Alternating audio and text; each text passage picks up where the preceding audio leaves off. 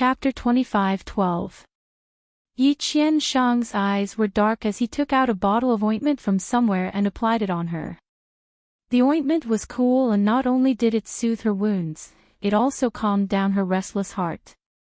Ji Yu couldn't help hugging his arm and rubbing her little face against his arm. "Qianshang, luckily I still have you. I only have you left." She was like a well-behaved kitten as she leaned against his side in trust. She was also very tired after half a day of fright. She closed her eyes and wanted to sleep for a long time. But there was an urgent matter in her heart that she couldn't let go of. "Qianshang, my royal father and royal mother are still in the palace and they are in danger. I don't know what kind of method that pervert will use to torture them. I'm very worried." Yi Qianshang paused before stroking her hair. "Don't worry, your parents. I'll think of a way." Ji Yu let out a sigh of relief. Yi Qianshang's martial arts were so high. If he said he would think of a way, then he would definitely think of a way, right? This person was the hero in her heart and her Prince Charming. She believed in him. She let out a sigh of relief and finally closed her eyes. In a daze, she heard Yi Qianshang ask her, "Ji Yu, how did you escape?" Ji Yu had absolute trust in him right now, so naturally she didn't hide anything. She told him everything that happened in a daze. In the end, she was still a bit confused. "Qianshang, were you the one who sent that black-clothed man?" "I only asked and he became angry. He threw me away and ran away. He caused me to fall into the hands of that perverted crown prince." A cold look flashed in Yi Qianshang's eyes, but he still patted her back. "No, there is something fishy about this. I'll investigate this matter." "All right, you're all so tired, so have a good rest." Although Ji Yu was still worried, she finally had someone to rely on. Her heart relaxed and she quickly fell asleep. Even when she was asleep, she still unconsciously snuggled up to him. Her little hand was quietly clinging to his clothes, as if she was afraid he would throw her away. Yi Qianshang was half lying there as he looked at the little fellow sleeping sweetly in his arms. His eyes were filled with complicated emotions. After a while, he wanted to move her away, but as soon as he moved, the little fellow clung to him like she was frightened. Her little hand tightly clung to his clothes as she muttered, "Qianshang, don't betray me. I'm so scared." Yi Qianshang's body stiffened and he finally stopped moving. He didn't get up and pulled her to his side. "Don't be afraid, I'm here, sleep." He also seemed to have not had a good night's sleep for a long time. After closing his eyes for a moment, he also fell asleep. The dark it was a courtyard. It country's palace's mansion. It was originally the residence of a certain prince of Ji Yu country. Later on, that prince committed a crime and the entire residence was exiled. This residence was then abandoned. Later on, it was bought by the Dark Shadow Tower and renovated. It became the Dark Shadow Tower's headquarters. The Ji Yu dynasty knew about the Dark Shadow Tower, but the Dark Shadow Tower had many peak experts and the royal family couldn't afford to offend them. Secondly, it didn't threaten the Ji Yu country's royal power, so they allowed it to exist. Now that the Ji Yu country was destroyed, it was the Huiyue country's. But for the Dark Shadow Tower, the change in power didn't affect them much. The Huiyue country's soldiers didn't cause trouble for the Dark Shadow Tower. As long as Ji Yu stayed here, she would be safe. Chapter 25:13. Ji Yu had already been here for 2 days. Yi Qianshang was very busy. Ji Yu had only seen him twice in the past 2 days and both times were in a hurry. He would stay for less than 10 minutes each time before leaving. His martial arts were too high and he would come and go quickly. Ji Yu couldn't catch him even if she wanted to talk to him. In that short meeting, Ji Yu naturally asked about her parents, but Yi Qianshang only said that he was trying and didn't talk about it. Ji-yu also knew that it wouldn't be easy to save her parents from the heavily guarded palace, so although she was very anxious, she couldn't rush him. Not to mention that the number of times she could see him was pitifully small. She couldn't leave the dark shadow tower because there were people chasing her outside. It was said that people were chasing her all over the city. These past 2 days weren't normal torment for her. The people in the dark shadow tower were very good to her and protected her very well, but she didn't know if it was because they weren't normal people, but they didn't talk normally and the other side would know what to do with just a gesture. They were also like this in front of her. Other than the most important words, they didn't say a single word. Ji-yu was very bored and adding in the worry for her parents' safety, her temper became a bit irritable. On the 6th day, Ji-yu's princess temper finally flared up when she saw Yi Qianshang. She wanted to go out for a walk, she wanted to go out and see. She thought that Yi Qianshang would try to refuse, but she never thought that after looking at her for a moment, he would agree. But he also had a request. She had to disguise herself when she went out. Ji-yu had already heard of disguise techniques, but she had never seen it with her own eyes. Now she finally experienced it for herself. When Yi Qianshang finished changing her appearance, she looked at herself in the mirror and found that this disguise technique really did have the power to turn something magical into something rotten. Her once white skin had turned dark, her nose was shorter than usual, her eyes were smaller, and her face was dotted with pockmarks. Wearing men's clothes, she looked just like a country boy. Yi Qianshang had also changed his appearance. He had a sickly yellow face with 2 mustaches on top of his lips. He also wore a robe that was neither new nor old. The originally handsome man had turned into an ordinary man that couldn't be found in a crowd. Ji-yu looked at Yi Qianshang in a daze for a moment. If it wasn't for the fact that her country was destroyed, she would have laughed out loud seeing Yi Qianshang's appearance. But now, before the smile could bloom on her lips, it disappeared without a trace. If the country hadn't been destroyed, her home still existed, and she was still that carefree little princess, just playing such a harmless game with the person she loved. Oh. She looked at Yi Qianshang again. This person's aura had completely changed after changing his appearance. She could hardly recognize him. The two of them walked on the streets. The streets were filled with people, and it was not much different from before the war. Almost all the shops were open for business. Guests came and went, and it was very lively. It was the same as the news Ji-yu received. There were many places in the city that had wanted posters for her. Each poster had a picture of her, which was quite vivid. If she didn't change her appearance, she would have been recognized in less than a moment. When Ji-yu was a princess, she often changed her appearance to play, so many people in the city recognized her. So it wasn't strange that someone could draw her appearance. Chapter 25:14.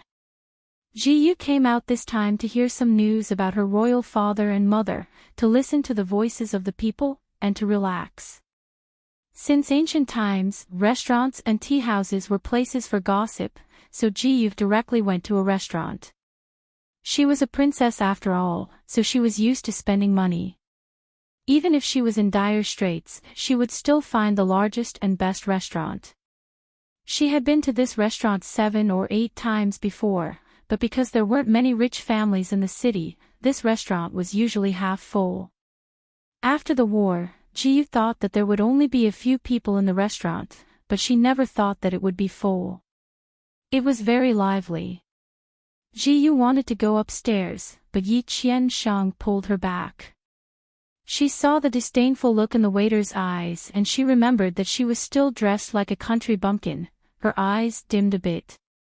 When she first came, this waiter had served her very well.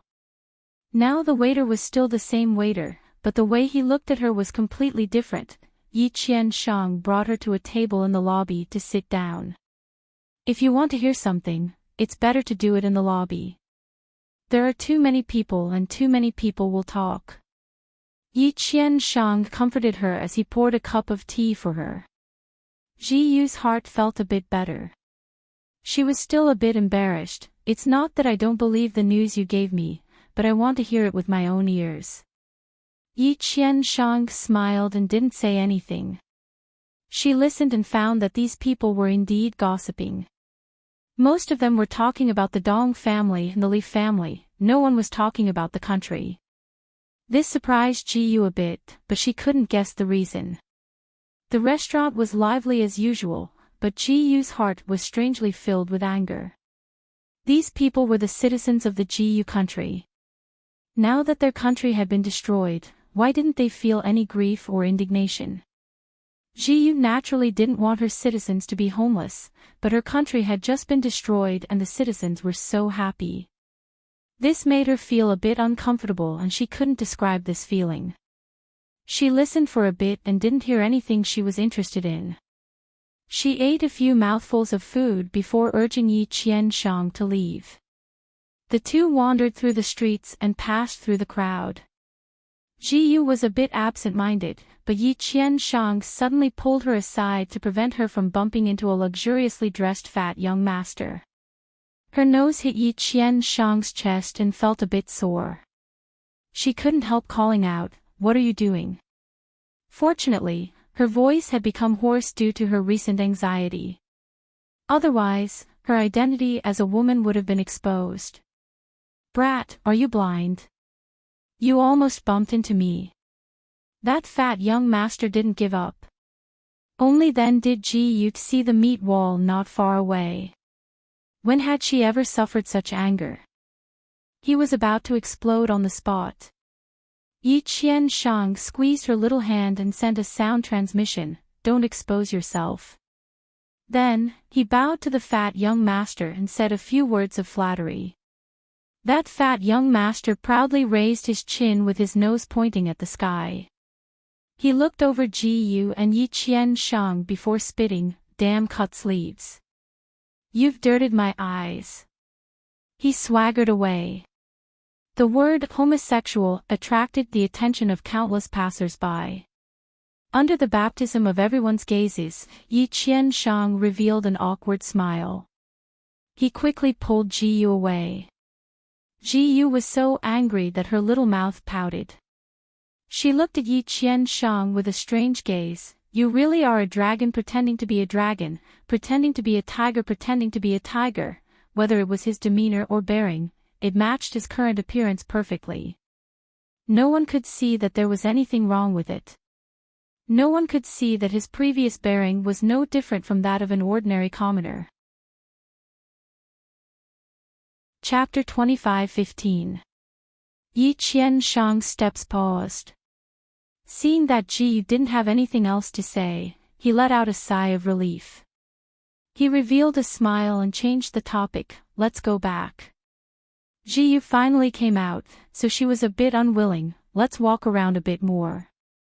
The crowd in front suddenly became restless. "His Highness is here. Move aside." His Highness. That pervert who bullied her. Ji Yu was stunned for a moment before she was pulled to the side by Yi Qianshang. Most of the people were hiding on the side of the street, so it was quite crowded.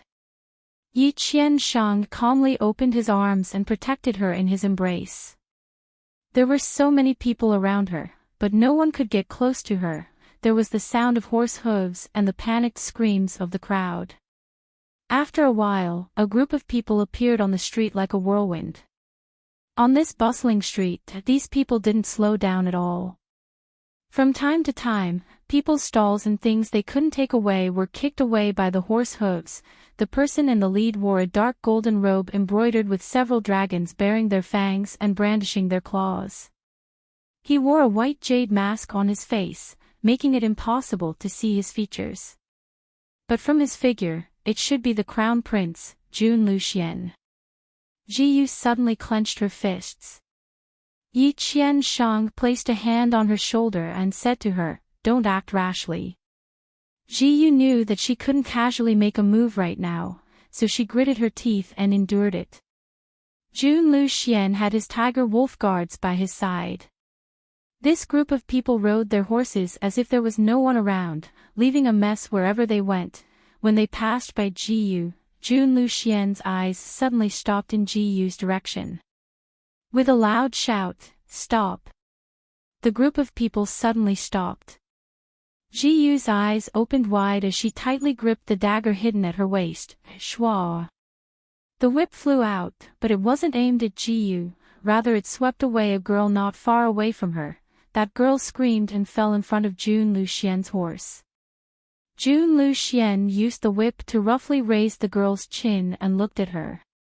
His gaze was like that of a wolf or a tiger, scaring the girl so much that her face turned pale and she couldn't stop trembling. Jun Luxian snorted, and with a sweep of the whip, a bloody mark appeared on the woman's face. Jun Luxian snorted, and with another sweep of the whip, the woman rolled several times on the ground, lying on the ground for a long time, unable to move. The crown prince's actions had clearly angered the crowd. The surrounding people were filled with righteous indignation and clenched their fists in their sleeves. Jiyu naturally angrily glared at him. If it wasn't for Yi Qianshang calmly stopping her, she would have already jumped out. Jun Liuxuan's group whistled away, leaving behind a mess. Too arrogant. Riding a horse in the middle of a busy city and whipping people at will, oh. He is the crown prince. He has the right to be arrogant. So what if he's the crown prince? What a dandy. He's far worse than Marshal Jun. Who asked her to be reincarnated into a good family? It was said that the emperor doted on him quite a bit. This time, he even took half of the credit for destroying Jiyu country. It said that he was the one who led the troops to attack Purple Moon City. He is actually just an army supervisor, but he is ordering people around in the army. He is relying on his status as the crown prince to do whatever he wants. The crowd was noisy as they kept talking. They clearly didn't like this crown prince. Jiyu thought of the Huiwa country's soldiers that chased after her when the city fell. Her fingers turned pale as she said in a low voice, "I must kill this bastard, oh." Chapter 25:16. A cold look flashed in Yi Qianshang's eyes. "Don't worry, he won't be proud for long." He pulled Jiyu away.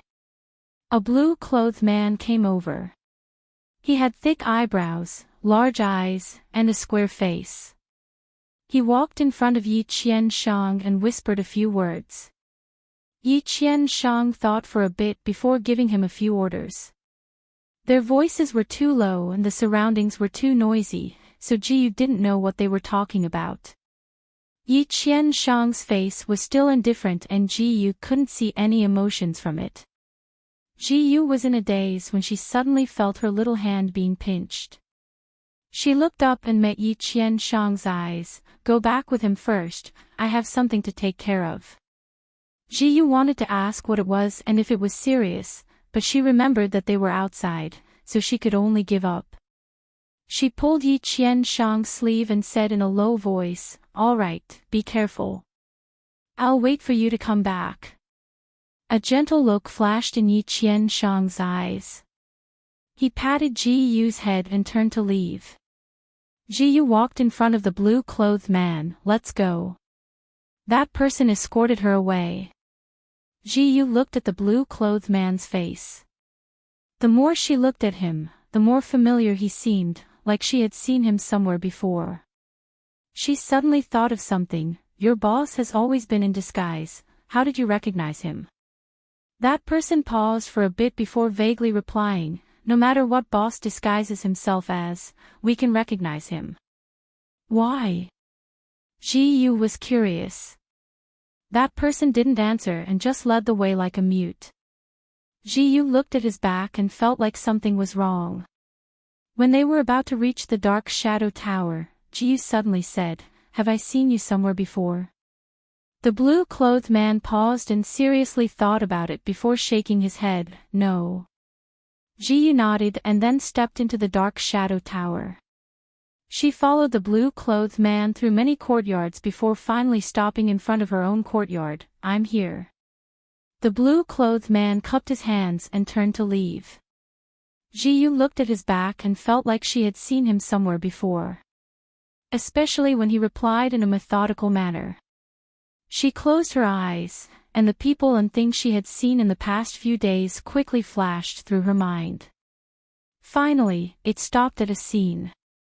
It was the face of one of the guards on the night when she was taken away by the black-clothed men and avoided the heavy patrolling guards in the palace.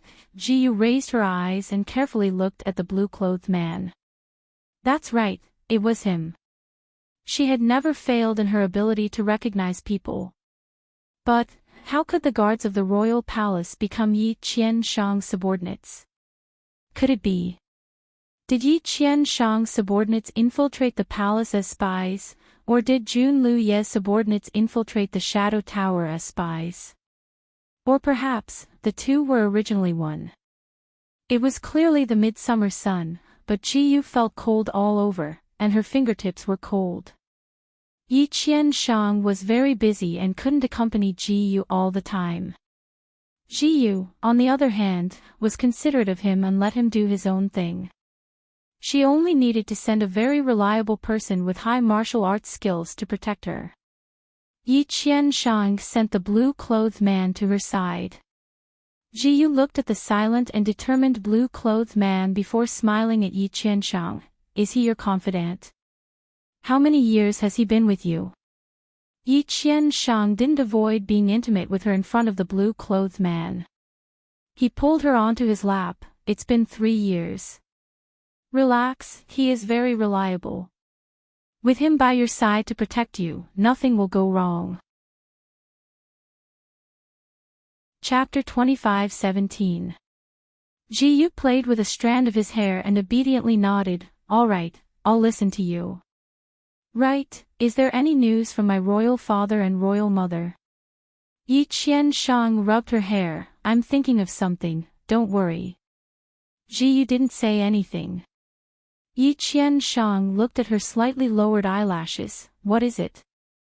Ji-yu hugged his neck and whispered into his ear. "Qianshang, if something happens to my royal father and royal mother, I won't be able to live either."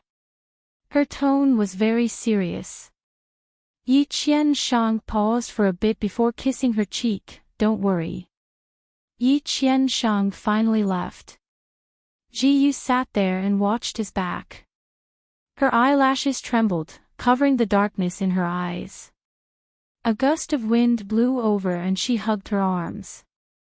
Doubts were like weeds that grew in her heart. Because Ji-yu was worried about her parents, she would usually stay in one place and be lost in thought. Her temper was also very bad. But as time passed, she might have accepted the current reality and regained her vitality. She was someone who couldn't stay put. Since she couldn't leave the dark shadow pagoda easily, she wandered around the place. She had visited almost all the courtyards and pavilions, and she would often chat with the blue-clothed secret guard. Of course, the things Ji-yu asked weren't important, they were all small family matters. For example, she asked about his hometown or family. The blue-clothed guard wasn't a talkative person, but he couldn't ignore her too much, so he would occasionally answer a few questions. Through these conversations, Ji-yu understood that this blue-clothed man was truly loyal to Yi Qianshang. He shouldn't be a spy sent by Jun Lu Yi. Perhaps Ji-yu was like a kitten. She would rely on whoever she was with for a long time. She talked more and more when she was with the blue-clothed man and didn't hide anything in front of Yi Qianshang. The blue-clothed man was suffering because he found that Yi Qianshang's gaze became colder and colder. It was clear that his master was jealous of him. He couldn't avoid this task, so he could only helplessly stay as far away from Ji-yu as possible to reduce his presence. When Ji-yu wandered around the dark shadow tower, he didn't follow her and let her wander around. It was fine as long as he didn't leave the dark shadow tower's courtyard. In just a few days, Ji-yu had become familiar with the dark shadow tower. Naturally, she had seen many other guards and killers of the Dark Shadow Tower. Thanks to her good memory, Ji-Yuk saw two familiar figures. It was the middle of summer, but she felt colder and colder. Many of the doubts that had once appeared in her heart merged bit by bit, allowing her to make a judgment that even she herself did not dare to believe. Yi Qianshang was most likely Jun Luyi. He had lied to her. It was him who had lied to her and coaxed her. She had brought him into Huayu restaurant and destroyed the crystal protecting the city. That was why Jiyu country had collapsed in just a few days. She had wholeheartedly helped her imperial father, but in the end, she had become the sinner who had caused Jiyu country to fall apart. She thought that she had found the only person she could rely on in this life, but now it seemed that this person was a poisonous mountain. Poison Mountain had consigned her to eternal damnation. She clenched her fists tightly and had the illusion that the world around her was collapsing. She was a fool. He was a fool who had been played around by others. This person had destroyed her country through her hands, but had used another identity to deceive her into obeying him. It was laughable that she had placed all her hopes of saving her parents on him. Chapter 25:18. She was still pitifully waiting for him to rescue her parents. She thought of the last meal her royal father had mentioned. Her heart fell into the abyss. This person was vicious and merciless. Her parents might have already been killed by him. Yet here she was, waiting foolishly. Ji-Yu, you are an idiot. 2 days later. Yi Qianshang walked into the Dark Shadow Tower and asked the guards about Ji-Yu's daily life. Everything was normal. Ji-Yu used to make a fuss about going out, but she was very obedient these days. Yi Qianshang let out a sigh. He softly pushed open the door and walked into the courtyard. It was already late at night, but the small building was brightly lit and there was a slender silhouette in the window. It was this late and she wasn't asleep yet. Yi Qianshang pushed open the door and entered. Ji-Yu was sitting at the table, copying someone's words stroke by stroke. She was very serious and didn't even notice Yi Qianshang when he came over. She was focused on copying. Little Yu, why are you in such a good mood? Yi Qianshang walked to her side and wrapped an arm around her waist out of habit as he looked down at the words she was writing. Then he slightly knit his brows. The words looked very stiff and the strokes looked very powerful, as if they wanted to pierce through the paper. So ugly. He commented without any politeness, I remember that your words are round and smooth, why are they so stiff this time? Ji-Yu put down the pen. She was probably tired from writing and her palms were a bit wet. She leaned into Yi Qianshang's embrace, I'm restless. Is there any news from my royal father and mother? Yi Qianshang was in a good mood. He picked up the pen and wrote a line before casually saying, there's a bit of progress, don't worry. Ji-Yu stood on the side and looked at him for a while. His words were indeed good, flowing like water and had the domineering aura of a king. She pursed her lips and took out a cup from somewhere. She poured a cup of tea for him and handed it to him. It's been hard on you. Come, drink some water to moisten your throat. Yi Qianshang's pen paused and he looked at her before teasing her. When did you become so virtuous? Have you learned how to serve tea in water? Her appearance was like that of a young married woman, which was very different from how she used to be. Ji-Yu punched him with her small fist. You've been running around for my parents, so I'm giving you a cup of tea as a reward. What? You don't appreciate it. Her angry appearance seemed to please Yi Qianshang. He looked at her for a while and saw that she was biting her lips so hard that they almost turned white. He couldn't help smiling. Thank you, of course I thank you. He raised the cup of tea and drank it in one gulp. Ji-Yu secretly breathed a sigh of relief. She took a step back and said, I'll go get you some more water. She wasn't prepared for Yi Qianshang to grab her wrist. Ji Yu's face turned pale as she suddenly looked up at him. He pulled her into his arms and said, "Come, I'll teach you how to write." Without any explanation, he handed the brush to her and then clasped her hand that was holding the brush. He said with a smile that was not a smile, "People who can be taught how to write by me are rare. Little Moon, you have to cherish this opportunity." Ji Yu couldn't help writing a few words as he held her hand. "The moon shines in the night." Did these words have a different meaning? Ji Yu looked at these words in a daze. Yi Qianshang's lips had moved to Ji Yu's ears and he whispered in her ear. It was like he was teasing her. "These words contain our names. Ji Yu, you are the moonlight that illuminates the night." Ji Yu froze and Yi Qianshang behind her suddenly fell down onto the table. Chapter 25:19. Ji Yu slowly turned around and looked at him lying on the ground. The expression in her eyes changed drastically. He had been drugged by her. He had fallen for her trick in the end. It had to be said that this person was very magnanimous. He was half lying there with his body leaning to the side. His black hair flowed down his side and his long eyelashes covered his face, leaving behind a faint shadow. His lips were even curled into a smile. He didn't look like he had been drugged, rather he looked like a drunk man sleeping under a flower. There was a bewitching charm in his free and easy demeanor. Ji Yu reached her hand into her chest and pulled out a cold glowing dagger. The candlelight in the hall reflected the cold glow of the dagger, giving it a kind of green glow. She tightly pursed her lips and raised the dagger high into the air. Liar! This liar! This liar who tricked her heart and ruined her country. She wanted to cut him into 10,000 pieces to take revenge for her parents. Take revenge for her country. She looked down at him as she tightened her grip on the dagger. Her dagger was a divine weapon, it could cut iron like tofu. His neck was right under her dagger. As long as she moved down, she could cut his artery and immediately kill him. She had already planned for this, but she never thought it would be this easy. He had fallen for it this easily. The heavens were really helping her. Her large eyes flickered, as if countless emotions were swirling in the depths of her eyes. Her hand moved down a bit and then moved up a bit. This kind of up and down showed that she was feeling very conflicted. After the dagger moved up and down 3 times, she seemed to have made up her mind.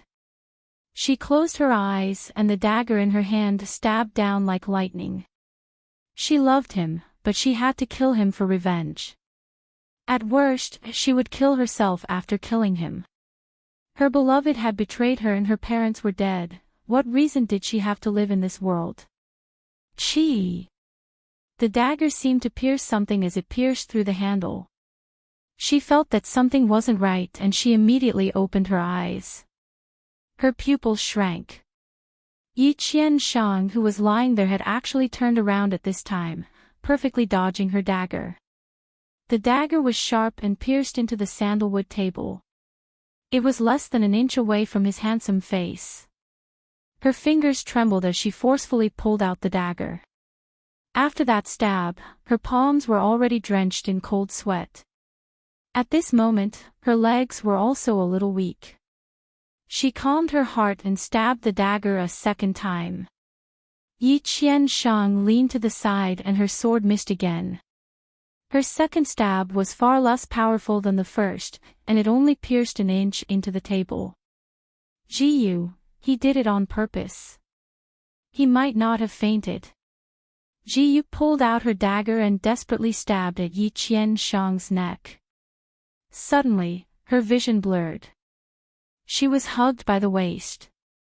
Her wrists tightened as if they were clamped by an iron clamp. She couldn't move at all. Her entire body fell into an embrace. A faint cold fragrance seeped into her nose, but her heart sank into the abyss. Little Yu, I gave you this dagger to protect yourself, but you used it to assassinate me. Aren't you a bit too heartless? His charming whisper sounded in her ear. At the same time, she felt a pain in her wrist and the dagger fell from her hand. Yi Qiansheng flicked his foot and the dagger landed in his palm, spinning around endlessly. Ji Yu's eyes opened wide as she angrily glared at him. You cheated. So he fainted just now. That was strange. She had clearly put enough knockout drug in his water to knock out a tiger, and she had watched him drink it. How could it not work? Yi Qiansheng seemed to understand the doubt in her eyes. Chapter 25-20. Yi Qiansheng seemed to understand the doubt in her eyes and gave a soft sigh. I am the ancestor of killing and plotting against people. Ji Yu, your little tricks are full of holes in my eyes. He was a top-level assassin who fought in the Azura battlefield every day, someone who came out from a pile of corpses. How could he fall for Ji Yu's trick? Her every move just now was full of flaws. You clearly drank that water. Ji Yu still didn't understand. Yi Qiansheng flicked his fingernails and said in a soft voice, I have an antidote on me that can cure any poison. So she was nothing but a joke in his eyes. Every move was a joke. Ji Yu closed her eyes. Just kill me. Jun Liuye. She couldn't say anything since her skills were inferior. After a while, there was no movement. Ji Yu opened her eyes again and saw Yi Qiansheng sitting there, playing with the dagger in his hand. There was no expression on his handsome face, making it hard for people to guess what he was thinking. When did you recognize this king? He slowly spoke. His long and narrow eyes looked at her and the aura around him changed. It was like there was a kind of pressure spreading through the room that made it hard for people to breathe. Ji Yu gave a snort. Your disguise is also full of holes. She returned the words he had just said back to him. Jun Liuye was stunned before suddenly laughing. Little Yu, so you also have sharp moments. His laugh had the same taste as Yi Qiansheng, lazy and charming. He was actually laughing. He could still laugh. Ji Yu looked at his laughing figure and her heart turned cold. She had entrusted all of her love to him and vowed her undying love. She wished she could live and die with him. But he only treated her as a little toy, so he didn't care about her at all. After his plot was exposed, Ji Yu was filled with anger and her body slightly trembled. Jun Liuye was very arrogant. Although he had taken her dagger, he hadn't sealed her acupuncture point, so she was still free. She suddenly broke the teapot on the table with a palm and tea splashed out. Jun Liuye smoothly moved back and not a single drop of tea touched his body. Ji Yu was already wildly stabbing at him with the broken pieces of the teapot. She was like a mad tiger, fighting without any regard for her life. Jun Liuye frowned. With his skills, it was very easy to restrain her. This time, he sealed her acupoints. His fingertips flicked Ji Yu's wrist, and the teapot fragments in her palm fell down. There were bloodstains on the edges of the fragments. Jun Liuye frowned and pried open her tightly clenched fist. Her palm was dripping with blood from the sharp shards. The wound wasn't small either. It looked like a child's mouth, and blood was gushing out. Jun Liuye took out a bottle of medicine from somewhere and applied it on her palm. His voice was tinged with rare anger. Do you really not want to live anymore? You know you can't win, yet you still come here to risk your life. That's what a reckless man would do. Apart from throwing away your own life, there's no other use. Ji Yu's small face was deathly pale. Her pair of crystal-clear eyes were now dyed with a few strands of red. Jun Liuye, take your dirty hands away. You don't deserve to touch me. Just kill me. The anger of being deceived and the sorrow of not being able to take revenge almost crushed her. If it weren't for her acupuncture point being sealed, she wouldn't let him touch her even if she had to cut off her hand.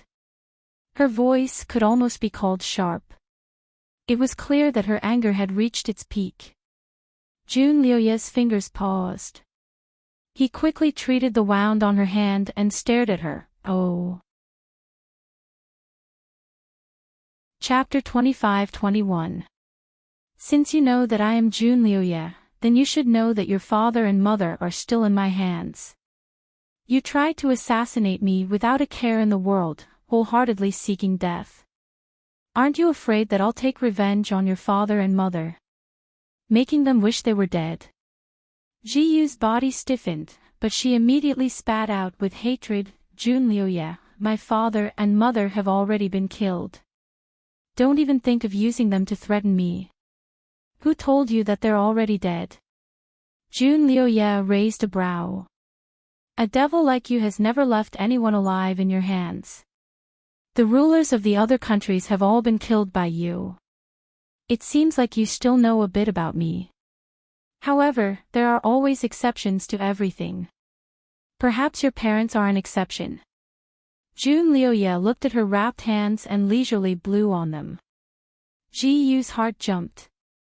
She was already certain that her parents were dead, which was why she tried so hard. Now that she heard him say this, her heart faintly rose with a trace of hope. Why are my parents an exception? Her little face was still pale, but her tone finally softened. Jun Liuye's eyes were as deep as the night as he stared at her face. Suddenly, he gently smiled and reached out to gently lift her sharp chin. His tone seemed to be both true and false, because of you. His words seemed to be filled with affection. If it was in the past, Ji Yu's eyes might have lit up at his words. But now, she only sneered, I don't believe you. Jun Liuye, from now on, I won't believe a single word you say. Jun Liuye looked at her for a moment. He could no longer see the slightest bit of trust in her eyes. Although she was still in his arms, her body was abnormally stiff, as if she was trying her best to put some distance between them. She was no longer like before, fearlessly throwing herself into his arms to seek protection. His eyes darkened and he suddenly lifted her up. This prince will take you to a place. Ji Yu never thought that she would be able to return to the palace she had lived in since she was young. Jun Liuye brought her here and even disguised her so that people who weren't familiar with her wouldn't be able to recognize her. At this moment, she was wearing the clothes of a normal guard as she followed behind Jun Liuye, passing through palace doors and courtyards. Jun Liuye appeared in his original appearance. He wore a beautiful black robe embroidered with python patterns and wore a ghost mask. He was clearly such a refined and elegant person, but after wearing this outfit, every inch of him seemed to have an inexplicable tension, giving people a kind of cold pressure. Along the way, they would occasionally bump into soldiers from the Huiyue kingdom. However, the moment they saw him, they would all respectfully bow and kowtow. At first glance, one could tell that these guards were extremely well trained. No matter what they did, they were neat and tidy, carrying the silent murderous aura of an iron-blooded soldier. Ji Yu lowered her eyes and followed behind him. Looking at him striding forward, she quietly clenched her fists. This was the real him, right? This made him look like the god of slaughter of this continent. Just like in the legends, he was cold-blooded and ruthless, not even recognizing his own kin. And that seductive, romantic, and lazy Yi Qian Shang was nothing more than an illusion he made, an illusory character. Ji Yu followed him to the gates of the Hanliang Palace. There was a guard every 3 steps and a sentry every 2 steps. It was clearly heavily guarded. Jun Liuye waved his hand and made a simple gesture.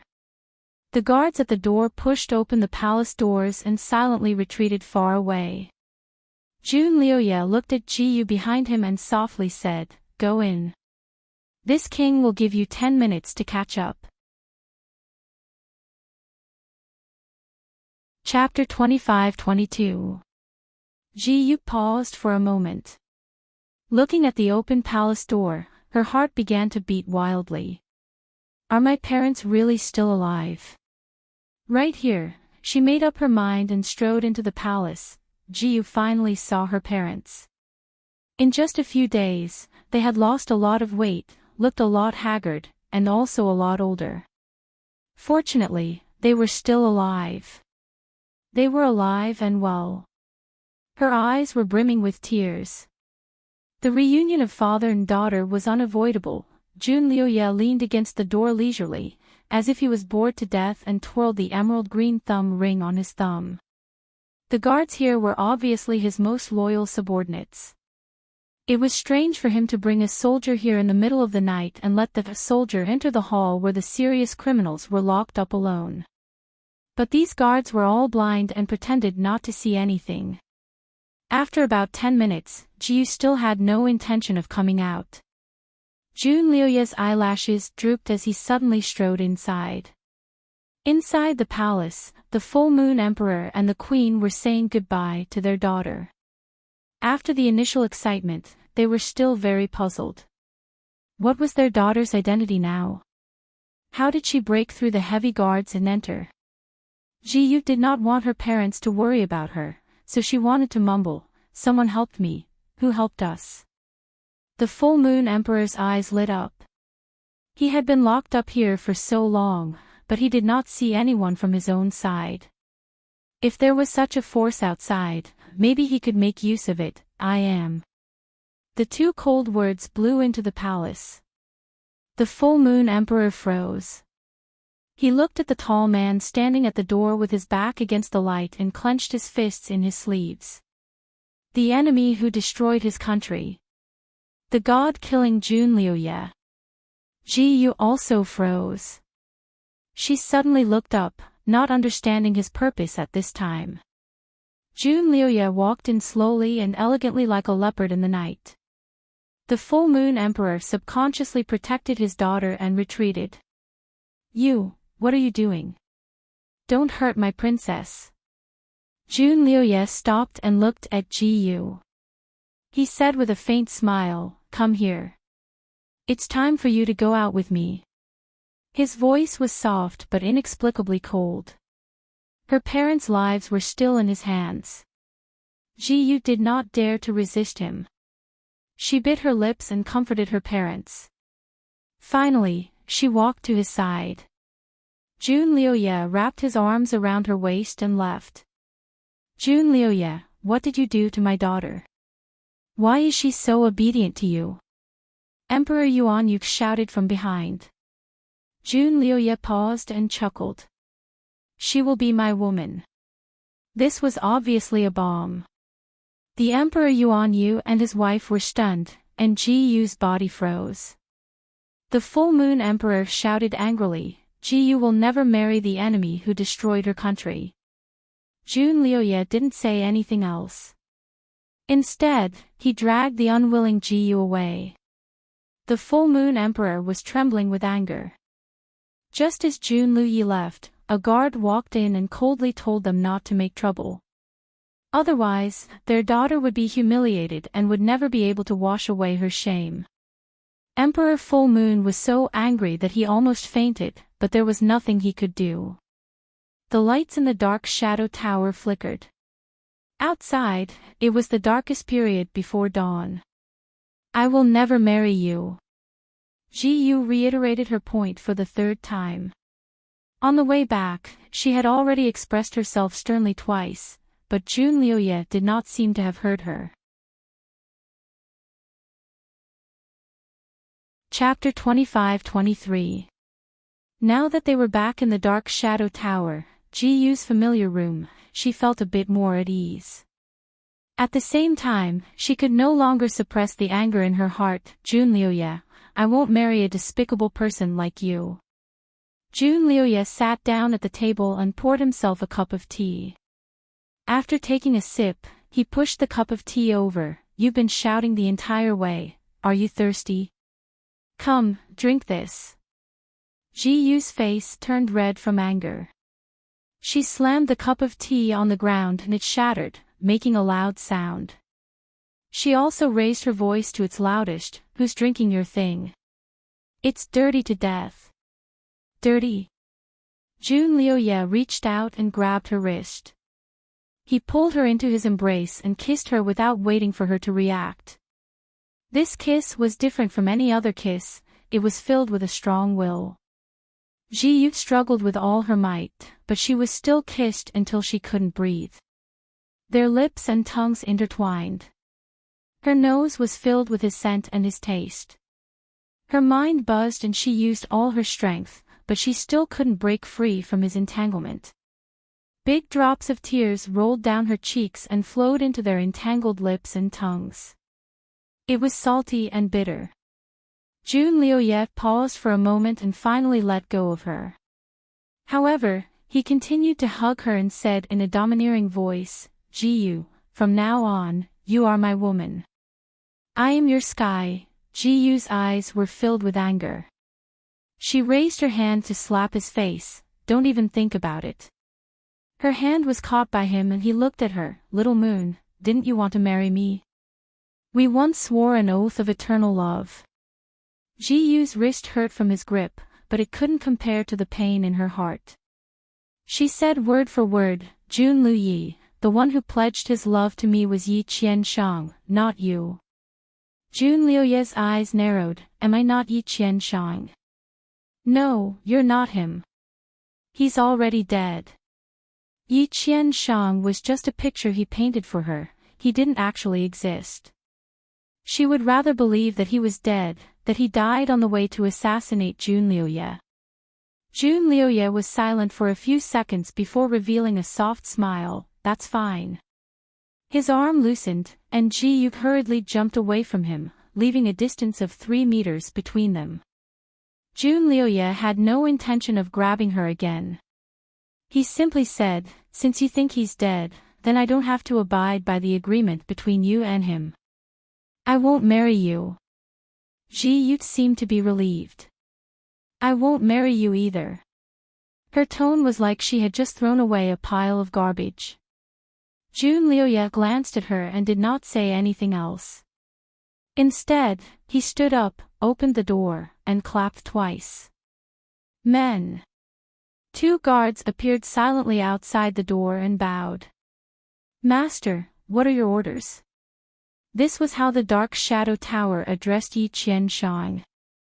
Jun Liuye said, "Pass down this prince's decree. Transfer the original Ji Yu country's monarch and his wife to the water prison and await their punishment." Ji Yu's heart was beating wildly. She rushed to the door and shouted, "What are you doing?" Jun Liuye crossed his arms and looked at her coldly. "Naturally, I'll deal with them according to how this prince handled things." Based on how he used to deal with things, how could her parents survive? Ji Yu gritted her teeth. "Jun Liuye, they're already so pitiful. Do you even have any sympathy?" Jun Liuye acted like he had heard a joke that couldn't be any funnier. "Sympathy? Ji Yu, you can't have sympathy on the battlefield." Chapter 25-24. Jun Liuye seemed to have heard the funniest joke in the world. Sympathy? Ji Yu, you can't afford to have sympathy on the battlefield. When have you ever heard of the killing god Azura having sympathy? Ji Yu glared at him, her chest heaving up and down in anger. "What do you want?" Jun Liuye returned to his chair and sat down, calmly saying, "You know what I want." Ji Yu. The 2 guards looked at each other and disappeared in a flash. Ji Yu was afraid that they would harm her parents, so she clenched her fists. "Jun Liuye, if you dare to harm my parents, I won't let you off even if I die and become a ghost."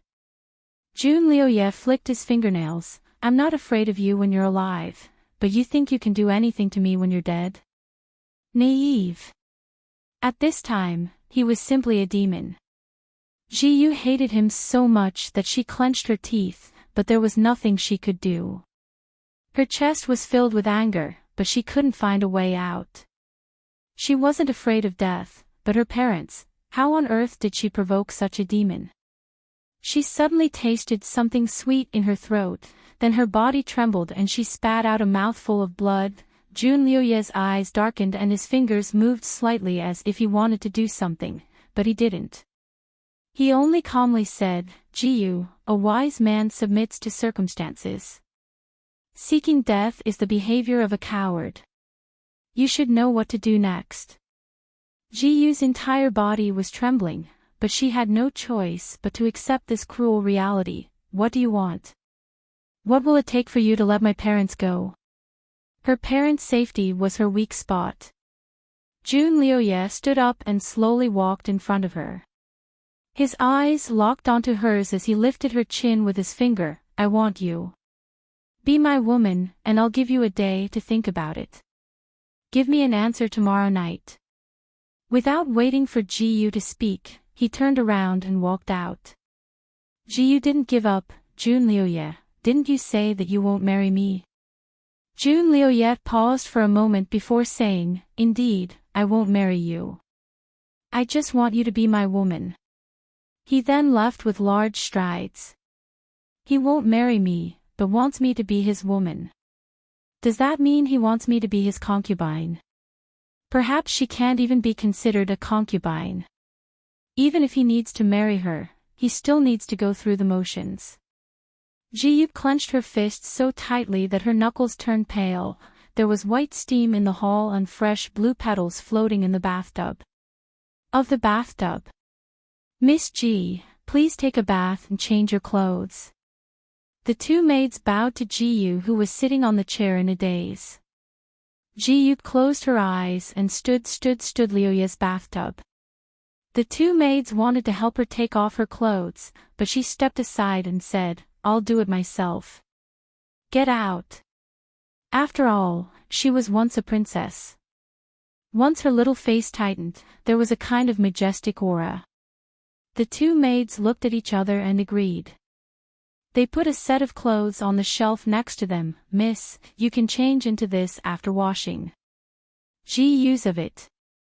Of use you a of her you s god of her stu her you of course. She groggily thought about it for an entire day. When Jun Liuye came again that night, she finally gave him a satisfactory answer. She didn't have a second choice. Jun Liuye seemed to have expected her to be like this.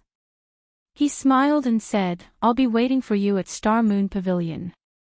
Then he left.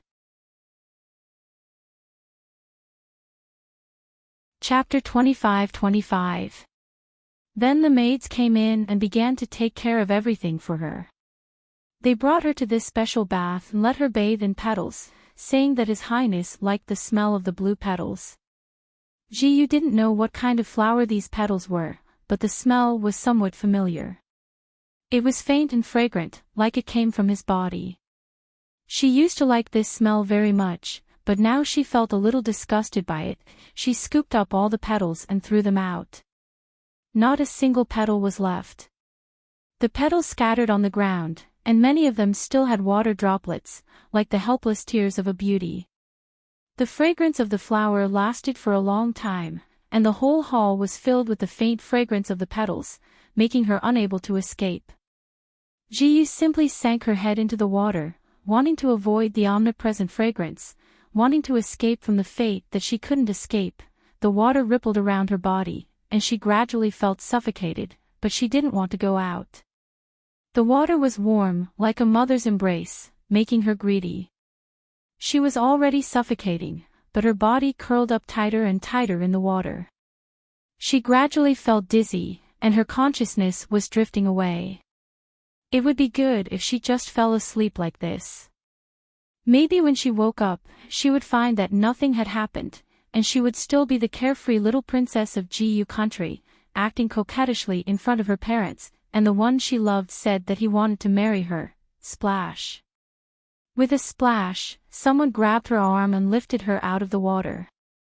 Fresh air rushed in, and she coughed loudly. Her naked body was half exposed to the air, and she shivered a few times. Damn it! Do you want to drown yourself in it? An angry shout exploded in her ears. Ji-Yu opened her eyes and looked up at him. He was wearing a brand new purple robe, which was very luxurious. The material of the robe was smooth and soft, and it was outlined with golden and silver threads with a dragon soaring into the clouds. In the dim candlelight, With his movements, the dragon seemed to be alive as it moved. His hair was tied up with a purple cloud crown, and his black hair flowed behind him, which made him even more picturesque, charming and enchanting. At this moment, that pair of slightly evil eyes narrowed dangerously, and his thin lips were tightly pursed, showing his anger. Ji-Yu's shoulder was a little painful from his grip, and she struggled in his hand. "Let go of me." Should he let her go and let her sink back into the bathtub to drown? Jun Liuye's hand was still clasped around her. His voice was cold as he said, "You want to die. You don't care about your parents anymore." His finger brushed across her pale lips. "Ji-Yu, don't blame this king for not reminding you. If you want to die, this king will not stop you, but after you die, your parents will also be buried with you. Furthermore, he died in exactly the same way as you did." His fingers loosened and he finally let her go. Ji-Yu sank into the water weakly, but he didn't look at her anymore and strode away. Yes, she didn't even have the right to die now. Ji-Yu closed her eyes. She really wanted to cry like a child who had been wronged, but no matter how much she cried, no one would coax her like a baby. She could only cry in her heart. After Jun Liuye left, the maids came in. Ji-Yu was like a wooden doll, allowing them to dry her body, change into new clothes for her, tie up her hair for her, and dress her up. "Miss Ji, look at how beautiful you are now." When the maids had finished dressing her, they pressed a looking glass into her hand for her to see. Chapter 25-26. Paw. The mirror fell from her clothes and she stood up without even looking at it. "Bring me to the Star Moon Pavilion." The Star Moon Pavilion. It was the most majestic pavilion in the Dark Shadow Tower. When Jun Liuye was still Yi Qianshang, he had once brought her here to play. The interior of the pavilion was beautiful and ingenious. Especially the movable roof. When night fell, the roof would automatically slide to the sides, revealing transparent crystal windows. Outside the windows, the sky would be filled with stars or the moonlight would be like water. Whether it was the starlight or the moonlight, under the reflection of the crystal, they would all shine brightly and beautifully. Ji-Yu used to like this place very much. She had once told Yi Qianshang that this was the most humane place in his Dark Shadow Tower. "Miss Ji, please come in. His Highness is waiting for you." The maid sent her downstairs and didn't send her any further. For these people, the Star Moon Pavilion was a forbidden area. Without his permission, no one was allowed to enter. Ji-Yu pursed her lips. Ever since Jun Liuye revealed his identity in front of her, he no longer hid it. Even in the Dark Shadow Tower, his subordinates and attendants had collectively changed the way they addressed him and addressed him as Your Highness. These people were all his loyal subordinates, so they naturally knew his identity. Perhaps she was the only one in the entire Dark Shadow Tower that was kept in the dark. She walked into the building and walked up the stairs covered in a soft carpet. She arrived at the most conspicuous and luxurious room on the 3rd floor. Although she was mentally prepared, she was still a bit afraid when it really came to this step. She waited at the door for a long time, but she didn't have the courage to open it. There was no movement from the hall, as if that person wasn't waiting for her inside. Perhaps he really wasn't inside. After a while, Ji-Yu steeled her heart and pushed open the door to walk in. Passing by a tortoiseshell screen, Ji-Yu stopped. There weren't any candles in the hall, but it wasn't dark at all. The purple moon above her head was like a jade plate, sparing no effort to shine its moonlight into every corner of the hall. The hall had also been redecorated. There was a large bed without any bed curtains in the hall. The bed was covered in soft and new bedding. Not far from the bed was a lotus leaf table carved from purple jade. There were 2 small wine cups on the table and a purple-robed Jun Liuye was sitting at the table drinking. Moonlight, starlight, a gentle man drinking wine. No matter how she looked at it, it was like a dream of a young girl, but Ji-yu was not moved by the scene in front of her. Her footsteps seemed to be fixed in place, and she did not want to take another step forward. Jun Lioye looked her up and down. His lips curled up as he beckoned her over. Come here. Ji-yu took a deep breath and didn't move. Jun Lioye's expression did not change as he asked, What? Are you regretting it now? His voice was slightly cold. It's not too late for you to regret it. I won't force you. Would he really not force her? Ji-yu's eyes lit up. She regretted it the moment she came in. She grew up in the depths of the palace. Her parents loved her like a pearl and a treasure. They did not allow her to come into contact with anything that would pollute her eyes.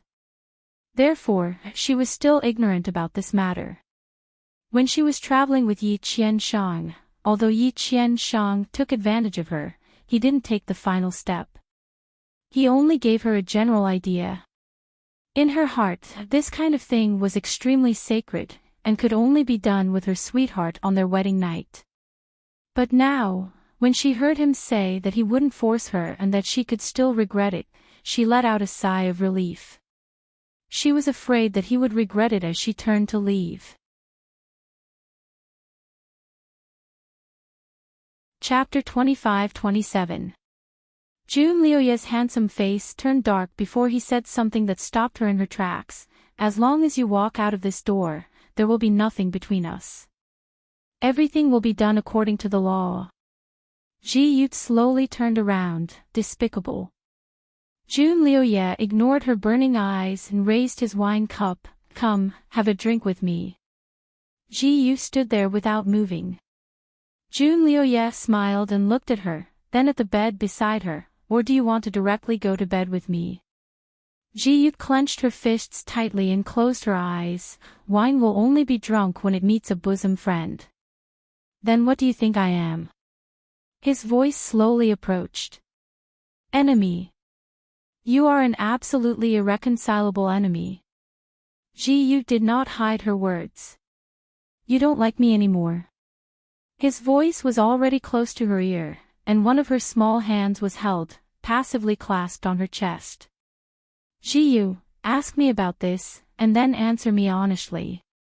You don't love me at all. Ji-yu suddenly opened her eyes and met his eyes right in front of hers. That pair of eyes was as deep as the sea and shined under the moonlight.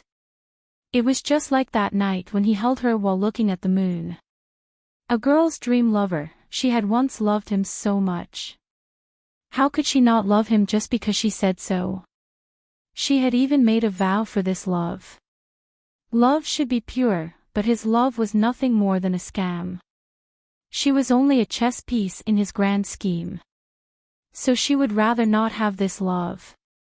Even if she was drenched in blood, she would cut off this malignant tumor in her heart. She looked naive, but there was a resolute side to her bones. So she took a step back and said word by word, Jun Lioye, I don't like you. I don't love you at all. I hate you. I want you to die. The girl's voice was powerful. Jun Lioye looked down at the petite girl and did not speak for a while. After a while, he lightly said, Then do you still want to be this king's woman? Ji-yu choked. Jun Lioye sat back down at the table and raised his wine cup. This king will give you one more chance. If you want to be this king's woman, then come and drink this cup. If you don't want it, you can turn around and go back. Her parents' lives were in his hands, so Ji-yu couldn't turn around. She closed her eyes, and when she opened them again, her eyes were pitch black, without a trace of light. She slowly said, I have a condition. Jun Lioye only had one simple word, speak. Ji-yu took another deep breath. Let my parents go. Jun Lioye's hand that was holding the wine cup paused. This prince will think of something. Try. He was obviously dealing with her. Wasn't the life and death of her parents in his hands? The question in her eyes was too obvious, and Jun Lioye understood it. His gaze became complicated. Ji-yu, some things aren't as simple as you think. Since I've made a promise to you, I'll naturally find a way to do it. Not now. There was no room for negotiation, so Ji-yu had to settle for the next best thing. Then I want to see my parents once a day. See you in 5 days. This prince allows you to see your parents once every 5 days. Jun Liuyet pondered for a moment before replying. In the end, Ji-yu was still inexperienced and had no experience in negotiating with people. Especially when the other party was an old fox like Jun Liuyet, she was even less of an opponent. After a round of back-and-forth bargaining, Ji-yu finally settled on seeing her parents once every 3 days.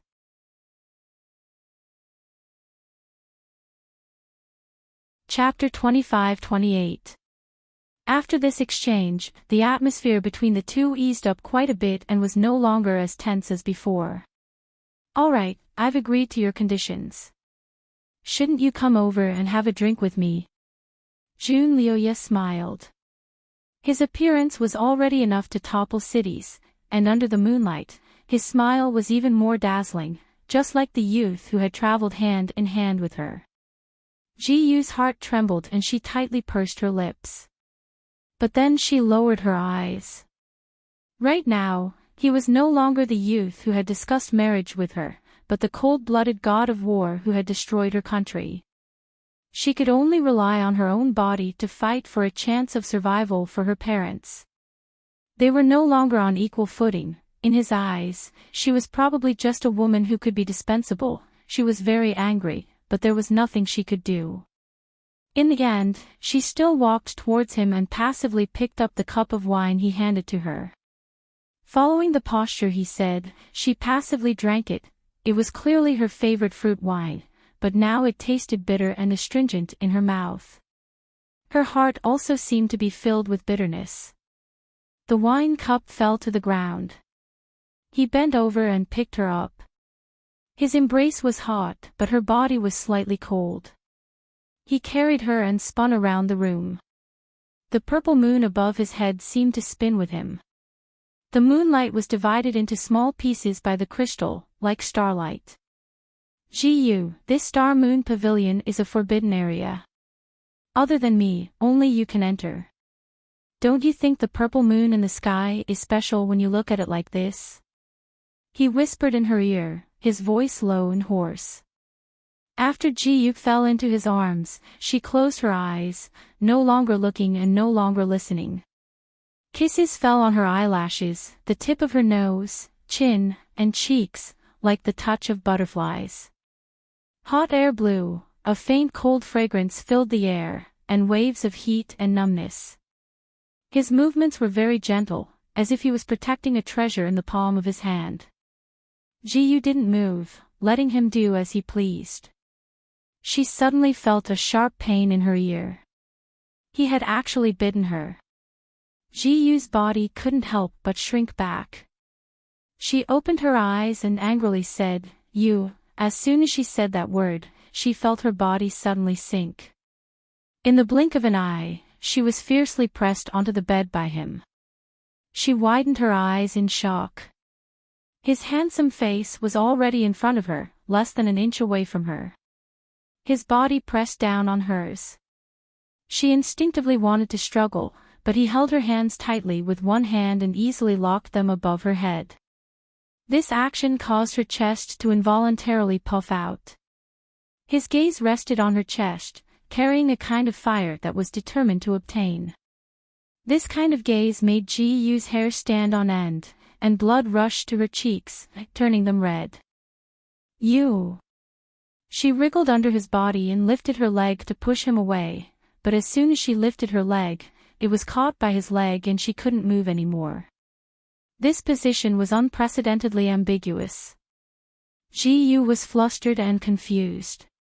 Her face was so red that it seemed like it was about to burn.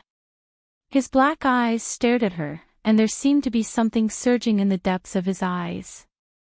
Ji-yu's body almost shrank under his gaze. He kissed her with a feverish fire, which was different from his usual calmness. It was as if a wanderer who had been thirsty for days had finally found a sweet water source and wanted to suck her dry. It was also as if an unfathomable sea wanted to drown her completely. In the intense kiss, he lifted her clothes with his fingertips, and it was instantly scattered. Her clothes were peeled off layer by layer like petals. His fingers also moved up, wandering around the sensitive parts of her body. Chapter 25-29. In the end, Ji-yu was still a virgin. Although she hated him and did not want to give him any reaction, her immature body would not be affected by her rationality. Her instincts were easily aroused by him. Although she tried her best to endure, her breathing became faster and faster with his movements. Her jade-like skin was covered in sweat and turned a faint pink. His kisses were everywhere. Gradually, from top to bottom, he occupied inch by inch and lost inch by inch. Her body began to tremble slightly. She wanted to struggle, but she did not have the strength. Ji-yu was embarrassed, angry, and panicked. She wanted to kick him again, but she was restrained and could not complete that simple action. He kissed her. Ji-yu did not expect him to do this. Her heart almost jumped out of her chest. There seemed to be a huge flood in her body, washing through her limbs and bones. Gradually, it gathered at a certain place. Under his kiss, her waist became tighter and tighter. Her breathing became faster and faster. Her bright and beautiful eyes seemed to be floating with water. Finally, she opened her mouth slightly and completely broke down. That unfamiliar feeling was like a flood in her body. It washed away her defenses, washed away her stiffness, and also washed away her rationality. He also took this opportunity to hug her and whispered in her ear, "Ji-yu, feel me. I will give you the greatest happiness." Ji-yu trembled and opened her eyes. What she saw was his eyes that were as deep as the sea, surging with waves. He kissed her again and swallowed her cries of pain. Ji-yu vaguely heard him sigh in satisfaction, "Little moon. You finally belong to me." It was a night of ups and downs. Ji-yu did not know how she fell asleep. When she woke up, it was already late in the morning. When she opened her eyes, the roof was already closed. There was only a luminous pearl in the clamshell in the hole. It was half bright and half dark.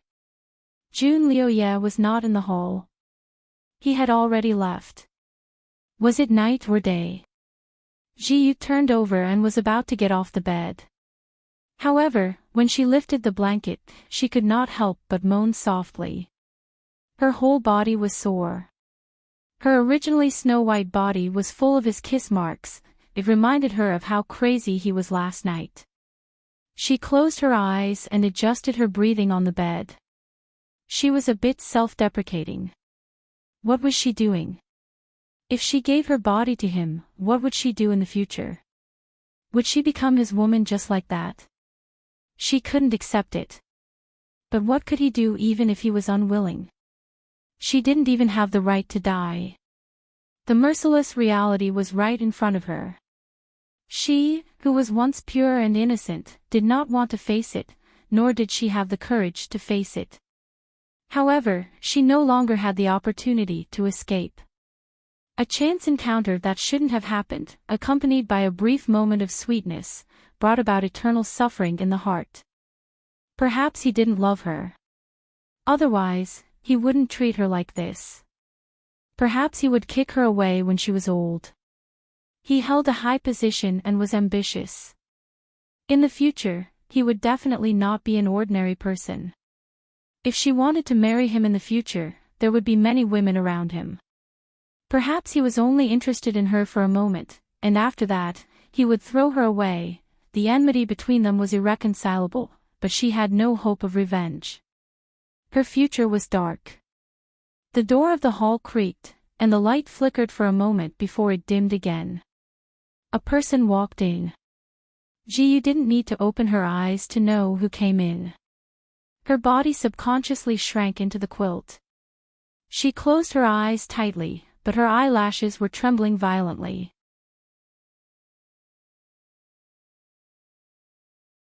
Chapter 25:30. The man stood in front of her bed for a while before sighing. You can't pretend to be asleep. Are you thirsty? Ji shrunk back into the blanket like an ostrich. She did not open her eyes or open her mouth. You're like this. Do you want me to use a special method to get you up? He chuckled. He held the corner of her blanket with one hand and pretended to lift it up. Ji was shocked. She quickly opened her eyes and stiffly replied, I'm not thirsty. She said she was not thirsty, but her throat was a little dry. Last night's madness seemed to have squeezed out all the water in her body. Jun Liuye looked at her for a moment, then suddenly leaned down and kissed her. She subconsciously wanted to resist, but he quickly pried open her teeth and a sweet stream of water flowed into her mouth. It was her favorite Baihua green tea. She was forced to swallow it and opened her eyes to glare at him. He was still holding a cup in his hand. There were ripples in the cup. He smiled viciously. Do you want me to feed you water like this? Ji angrily snatched the cup and drank the water in the cup in a fit of pique. Jun Liuye sat on the side of the bed and looked at her. He reached out and touched her cheek. You've lost some weight. My hand is a little heavy. I think you should eat more. Ji slapped his hand away and coldly said, You should fulfill your promise. Jun Liuye raised an eyebrow. I want to see my parents. Jun Liuye looked her up and down. You still have strength. Ji stared at him without saying anything. Jun Liuye could not help but want to pinch her. Okay. As long as you have strength, I'll take you there. Ji sighed in relief. Go out. I'll change my clothes. Jun Liuye did not want to move. Which part of your body haven't I seen? Why are you being shy now? Ji bit her lip and continued to glare at him. Jun Liuye could only surrender. Okay. I'll go out. He strode out. Looking at his back, Ji's eyes were filled with hatred and confusion. Her fingers clenched in the quilt once again. No matter what, she had to save her parents. This was the only thing keeping her alive. Ji was sick. The repeated scares, the repeated injuries, the worry for her parents, and the despair of her future finally defeated her. Ever since she came back from visiting her parents in the palace, she had been listless. She locked herself in her room and did not come out. She also did not eat much. Jun Liuye was extremely busy. After he brought Ji back, he handed her over to a few of his trusted maids and told them to take care of her while he went out to work. He didn't return until 2 days later. The first thing he did when he came back was to check on her. He found her slumped on the bed, looking like a flower that had lost its moisture. She didn't even bat an eyelid when he came in. Jun Liuye naturally did not expect her to stand up and greet him like a little wife, but this complete disregard made him feel somewhat disappointed. Jun Liuye's eyes narrowed dangerously. Before he left, he instructed these maids to prepare more delicious tonics for Ji to eat, to make her whiter and fatter. Unexpectedly, when they met again 2 days later, she was even thinner than before. Her face was sickly pale, and she looked malnourished. These maids did not dare to disobey his orders, as could be seen from the few tonics on the table that had already cooled down. She was the one who didn't eat. She was indirectly ruining her own body, indirectly committing suicide. Jun Liuye's cold aura made the maids in the hall not dare to breathe loudly. Chapter 25:31. Throw it all away and cook another bowl of porridge, he ordered coldly. The maids complied and retreated. Jun Liuye slowly walked to the bed and looked down at her. Are you seeking death in disguise? She didn't answer and didn't even bat an eyelash. June Lioye sat beside her bed and touched her forehead. She didn't have a fever and her forehead was cool. Her breathing was also stable. He guessed that she just didn't want to talk to him. Why do you have to be like this? People who starve to death can't be reincarnated and will always suffer the pain of starvation in hell. He deliberately scared her. The person on the bed still didn't move. She was as quiet as a porcelain doll. June Lioye said many more things in succession. Threats, jokes, promises, and all kinds of tricks, but the person on the bed was like a shell that had lost its soul. She didn't react at all. June Lioye sneered. Looks like you're determined to die. Then this prince won't stop you. If you starve for a day, your parents will starve for a day. If you starve to death, your parents will starve to death as well. You'll both starve to death and never be reincarnated. These words were full of threats. He was an iron-blooded Azura war god. No one would doubt the truth of his words. The person on the bed trembled and finally opened her eyes. Her once clear eyes were now like a dried-up pool. She expressionlessly looked at June Lioye. Do you only know this move? Her voice was hoarse and full of contempt. June Lioye's eyes flashed with a trace of embarrassment, but it disappeared too quickly for Ji-yu to see. She only heard his cold voice. You're the one who doesn't understand the situation and went against our agreement. Ji-yu refuted. I didn't go against the agreement. I'm already your woman, but you're seeking death. Did this prince say I'd only want you once? Ji-yu glared at him. Then how long will it take for you to let me go? She looked like she couldn't wait to get rid of him. June Lioye's anger rose. When I'm done playing with you. Don't worry, it won't be long. I usually don't have an interest in a woman for too long. These words were clearly hurtful. Ji-yu slowly bit her lip and only replied with one word. Okay. After saying this word, she closed her eyes and refused to say another word. After a short while, the nutritious porridge was cooked again and served. This time, Ji-yu didn't refuse. The maid blew on the porridge and put it to her mouth, and she swallowed it. June Lioye sat by her side and heaved a sigh of relief when he saw her like this. He stood up and wanted to go out for a walk. Just as he reached the door, he heard a wah behind him, followed by the sound of vomiting. Was she doing this on purpose? June Lioye abruptly turned around and saw that she had spat out all the food that she had forced herself to eat, along with large mouthfuls of blood. Your wife should be a hot-tempered person who can't stand being angered. Right now, she's feeling a knot in her heart, but she can't vent it at all. That's why she's vomiting blood. A heart disease needs to be treated with heart medicine. Your Highness, you can try to console her or let her vent it out. As long as the anger in her heart dissipates and she takes a few of this commoner's prescriptions, she'll be cured.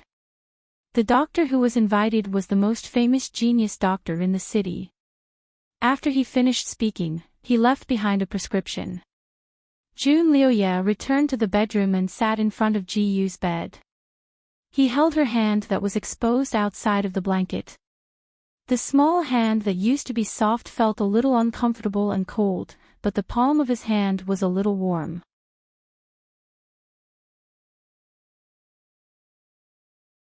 Chapter 25-32. However, she didn't faint. Instead, she stared at him with wide eyes and said in a hoarse voice, I didn't vomit on purpose. Don't starve my parents. Her heart felt like it was being pulled by countless threads. It was very painful. June Lioye looked at her quietly. For the first time, he understood that she was different from him. He had been through blood and fire to reach where he was now. Both his body and heart had been tempered to be harder than a rock. He could withstand any kind of wind and rain. She, on the other hand, had been raised in a greenhouse and had never seen real wind and frost. Now, she was defeated by this sudden change. She was like a flower in a rainstorm, about to wither at any time. His eyes seemed to be filled with countless storms. He suddenly bent down and picked her up with the blanket. She cried out in surprise and curled up in the blanket. What are you doing? I'm taking you out for a walk. He carried her and walked out in large strides. Prepare the carriage. She didn't say anything and just lay in his arms. She used to hug his neck when she was frightened, but now she only curled up her body. When he was about to step into the prepared carriage, one of his bodyguards couldn't help but come forward to dissuade him. Master, you haven't rested for 3 days and 2 nights. It's not good for you to tire yourself out. He didn't finish his words. Jun Liuye's sharp gaze shut him up. He just silently jumped into the carriage. Huiyue Kingdom's #1 expert was willing to be the general's coachman. Jun Liuye, however, did not appreciate the gesture and kicked him down. He only instructed, watch over the house for this prince. With a shake of the reins, the horse neighed and the carriage rushed out. The carriage was moving at an unusually fast speed, but it was very stable. Ji Yu lay on the soft cushion in the carriage and didn't feel any bumps at all. The carriage was very spacious and had 3 windows. At this moment, the windows were open.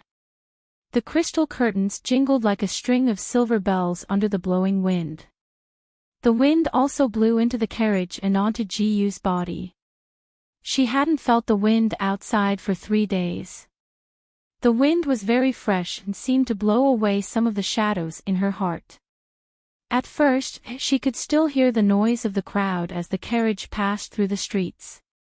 Later, the carriage stopped for a moment, as if it had reached the city gate and was stopped by the city gate officials. But it was only for a moment, because when the soldiers saw the person driving the carriage, they all knelt down. Your Highness. Jun Liuye ignored him and drove straight out of the city gates, rushing onto the main road. There was a lot of discussion behind the carriage. Everyone was guessing what kind of person could make the god of war personally drive the carriage. Some people even guessed that the person in the carriage was the emperor. When Ji Yu came out, she was still a little groggy, but after being blown by the fresh wind outside, her spirit came back a little. Where did he want to take her in such a fiery manner? Ji Yu couldn't guess what he was thinking. 2 hours had passed, and the wind that blew in from the outside was getting fresher and fresher, bringing with it the fragrance of plants. Jun Liuye had been driving the carriage outside and had never come in. Ji Yu hadn't come out for a long time. She was greedy for the fresh air, so she slowly sat up and leaned against the wall of the carriage, letting the wind blow more directly. She also breathed more freely. It was inevitable that people would feel depressed if they were cooped up in the house. Once they came out and were blown by the wind outside, their mood would be better. Ji Yu's stomach was originally full.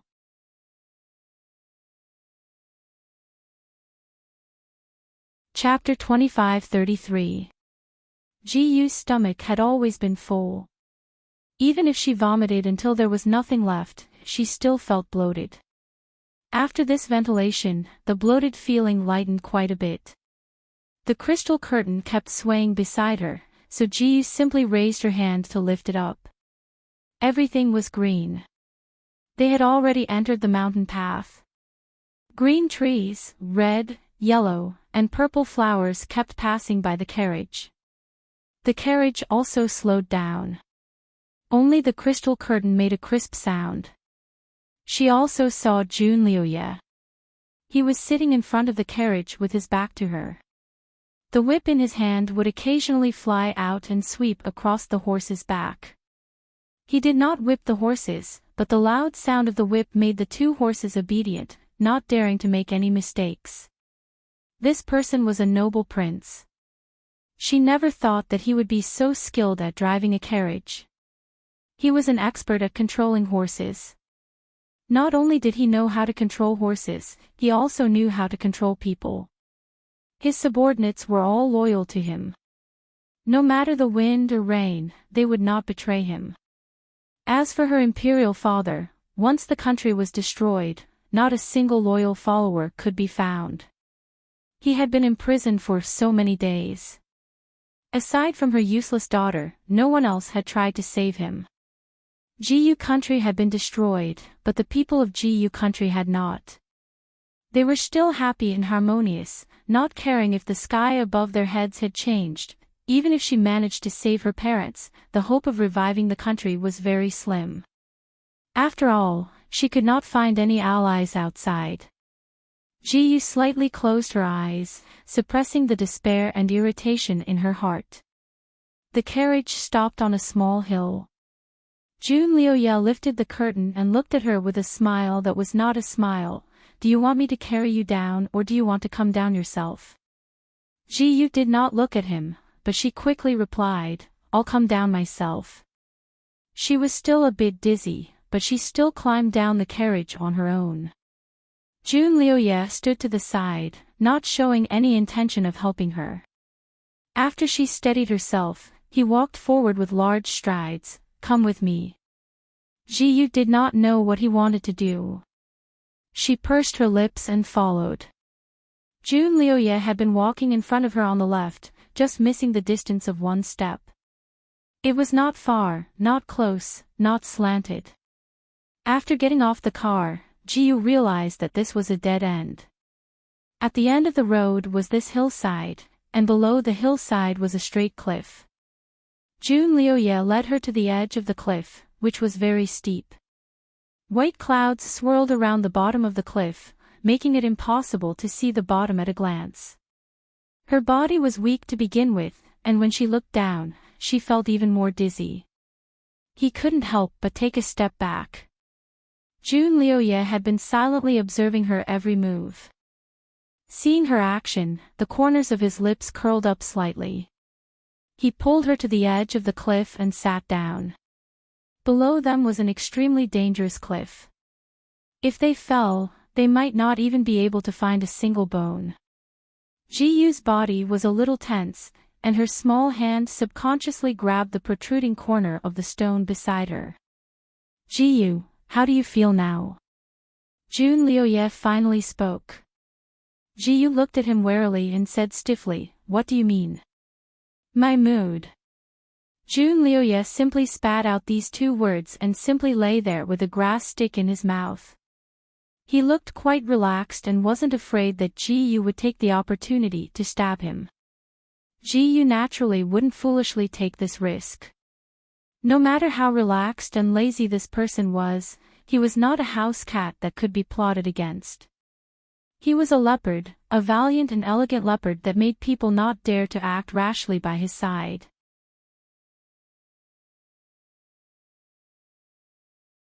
Chapter 25-34. Gu only pursed her lips and did not say anything. The view here was broad. Sitting here, one could see the mountain peaks of different heights and the winding mountain roads in the distance. The mountain wind whistled around her, bringing with it the unique fresh air of the mountains. It also opened her heart up quite a bit. 9 out of 10 things in this world don't go your way. When you encounter difficulties, you have to think of a way to overcome them, and not be dispirited and seek death.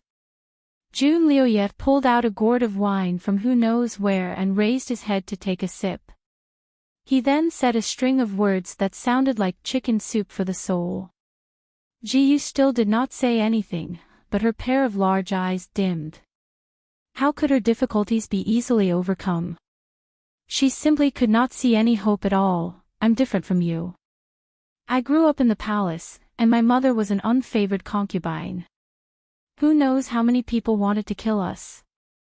I slept with my mother in a cold palace full of cockroaches and rats.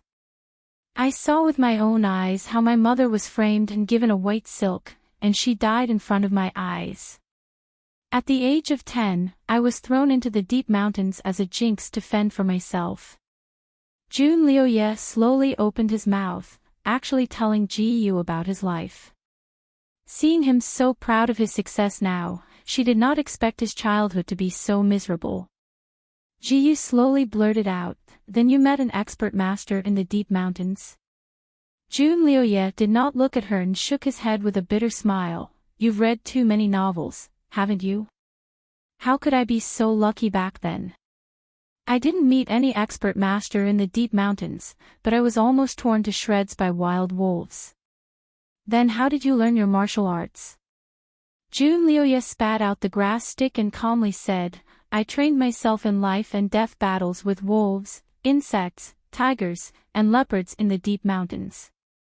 Although they almost took my life many times, they also taught me a lot of things." Many martial arts masters have been inspired by fighting with animals and created their own set of martial arts. As for Jun Liuye, he was a martial arts prodigy and was often in precarious situations of life and death. After a long time, he naturally created his own unique set of martial arts, which also trained him to be as sharp as a wild beast's perception and reaction speed. Ji didn't say anything as she listened to Jun Liuye continue. "I left the mountain when I was 16 years old. I didn't return to the palace and directly entered the military camp. I learned how to read and use my own abilities to climb up step by step. I went from an unknown little soldier to a swift cavalry general using the name Yi Qian Shang. It also made it impossible for my father not to notice my existence. He had so many children that he had long forgotten about my existence. When he found out that I was his son, he restored my identity and gave me the title of Prince Jin. The conflict between the members of the royal family is very fierce. If you are not careful, you will fall into their trap. They can easily make up a crime for you and take your life. I was wrongly imprisoned and tortured. But in the end, I survived and walked step by step to where I am now." Now he was in a high position and even his father did not dare provoke him. He was the Prince Jin and the Grand Marshal. He had fought in all directions and had become the famous Iron Blood King. As for those who had persecuted him in the past, most of them had been coldly retaliated against by him. Now they had scattered and turned into several pieces of bones. Growing up like this, his heart was naturally as cold as iron. He pursued the policy of those who followed him would prosper and those who opposed him would perish. He had spent his entire life in darkness, but Ji was the light in his dark life. He subconsciously grabbed onto her and did not want to let go.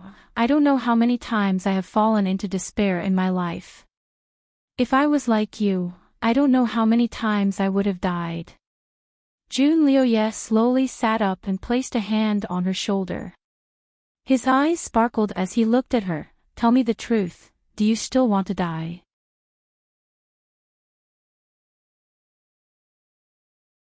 Chapter 25-35. Ji body stiffened. Jun Liuye continued, "Death is actually very easy. Just close your eyes and jump down, and everything will be over. You don't have to care about your father and mother." Ji stiffened even more and glared at him angrily. Jun Liuye was expressionless. "You don't have to look at me. If you really jump, I won't stop you. Death is an action of a coward.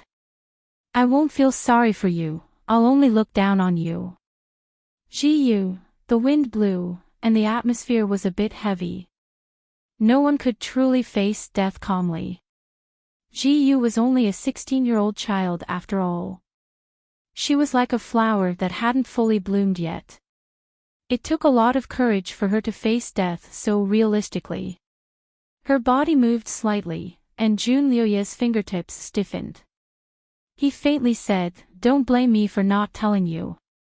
People who fall to their deaths will also experience the pain of falling to their deaths in the underworld. Their souls will also be fragmented, wailing under the cliff every day without relief." Ji's heart trembled. She glared at him, her eyes wide open. "You're bluffing."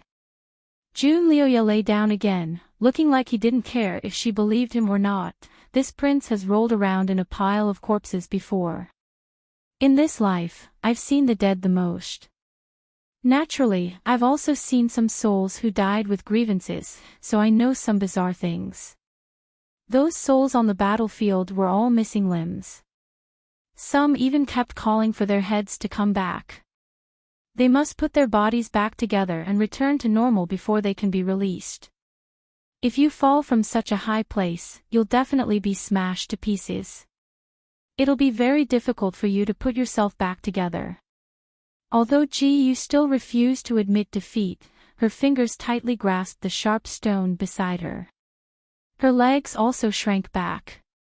Although Jun Liuye had been looking up at the sky, none of her small movements escaped his senses. The corner of his lips curled up slightly. He raised his hand and put it on her shoulder. How about it? Have you thought it through? Ji-yu's entire body was tense. His sudden outstretched hand made her tremble in fright. Her body swayed, and she almost fell off the cliff. Her small hand subconsciously grabbed his sleeve. Her heart was in a fierce struggle. Jun Liuye suddenly stood up. In that case, I'll make the decision for you. His arms suddenly wrapped around her waist. Without waiting for her to react, he jumped off the cliff. Ji-yu was already extremely nervous.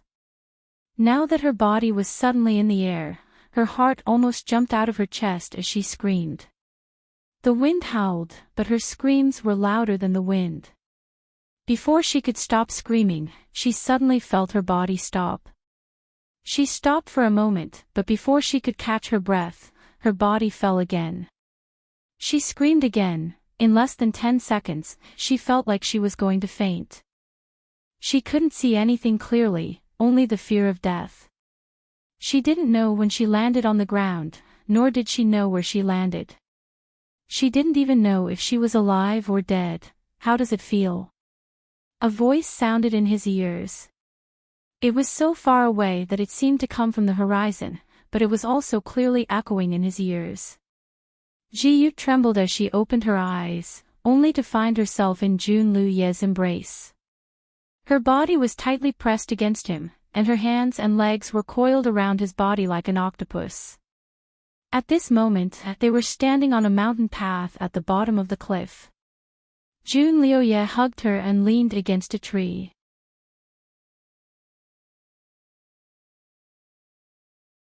Chapter 25-36. Jun Liuye hugged her and leaned against a tree. He looked down at her in his arms and smiled like a devil. How does it feel to jump off a cliff? Do you want to do it again?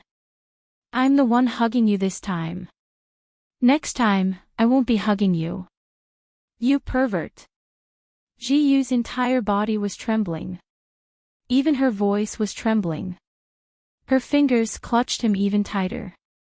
Jun Liuye lifted his leg and kicked something on the ground. When we fell just now, we unfortunately hit a rabbit in the air. Look at its dead state. Ji-yu's gaze turned to his feet. Beneath his feet was the dead rabbit that had fallen beyond recognition. Ji-yu let out a short scream and immediately looked away. You're scared already? Jun Liuye stared into her eyes. If a person fell, they'd be even worse off. Ji-yu's hands and feet were cold. Her entire body was weak and her stomach was overturning. She lay on Jun Liuye's shoulder and vomited. She didn't have much in her stomach, so she vomited mouthfuls of yellow liquid all over Jun Liuye's shoulder and clothes. Jun Liuye didn't dodge and let her vomit. It seemed that he had really scared her. However, if he didn't use such a cruel method, he probably wouldn't be able to dispel her thoughts of seeking death. He carried her and walked a few steps away. He gently patted her back to help her breathe. You're a pervert. You're a pervert. You're a pervert. Ji-yu only had this sentence left in her mouth over and over again. In the process of falling just now, her voice had become hoarse from shouting. Jun Liuye's palm pressed against her back and quietly helped her circulate blood through her palace. Finally, she stopped vomiting. Ji-yu rubbed her eyes and gradually came back to her senses. Her body was too weak and she didn't even have the strength to grit her teeth. Seeing him carry her forward in large strides, she couldn't help but ask, "Where are you taking me now?" June Lioya asked a completely unrelated question. "Do you think my body smells good or bad?" She had just vomited all over him. How good could it smell? Ji Yute stood up in disgust and distanced herself from his shoulder. "It stinks." June Lioya laughed. "I thought you were so scared that you couldn't feel anything. Turns out you can still smell. It is indeed smelly. After all, this is all the depression that you have accumulated in your stomach." Ji Yu was taken aback. After a round of tossing and turning, the bloated feeling in her stomach finally disappeared. Although she still didn't have any strength, she felt a lot more relaxed. He was obviously very familiar with the terrain here. After a few twists and turns, he arrived at the side of a pool. He placed Ji Yu next to a big rock. This big rock was in a good position. There were huge rocks on both sides to block the wind. The big rock was also very flat, and it was very comfortable to sit on. Then, under Ji Yu's stunned gaze, he took off his clothes and jumped into the pool with a splash. His movements were too smooth, and his speed was also very fast. When he stripped naked and jumped in, he turned around in the water and asked with a smile that was not a smile, "Have you seen enough? Isn't your husband's figure quite impressive?" Only then did she realize that she had watched the entire process. Her pretty face turned red and she snorted. She turned her face away from him, but her heart was beating wildly. Although she had been intimate with him once, she had been filled with grief and indignation at that time, and the room was dark, so she hadn't paid attention to his figure. Now that she had accidentally seen it, her heart felt a little uncomfortable. Broad shoulders and narrow hips. There was not a single bit of fat on his body. He was well proportioned and firm.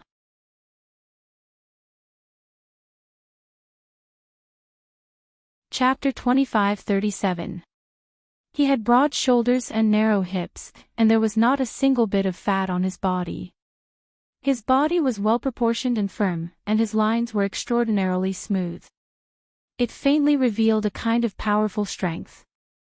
It was completely different from his casual and elegant appearance when he wore loose robes. He looked more like a demon. Although Ji Yu did not move her eyes away, her thoughts were not on him. She only saw his general outline and faintly saw that there seemed to be many scars on his body. She closed her eyes, and her heart was in a mess. Hate. Naturally, she still hated him. She hated him as much as she loved him in the past. However, after being tormented like this, she actually did not have the thought of seeking death anymore. Her mind was filled with thoughts of what to do next. After all, she was still young and did not have any ideas at the moment. While she was lost in thought, there was a splash not far away. She subconsciously opened her eyes and saw him half floating there, with only half of his chest exposed. His black hair was completely wet and half spread on the surface of the water. Droplets of water flowed on his white jade-like skin. He half tilted his head and looked at her with a smile that was not a smile. Ji Yu, do you want to consider jumping into the lake to die? Ji Yu was speechless. She had the urge to throw a stone at him.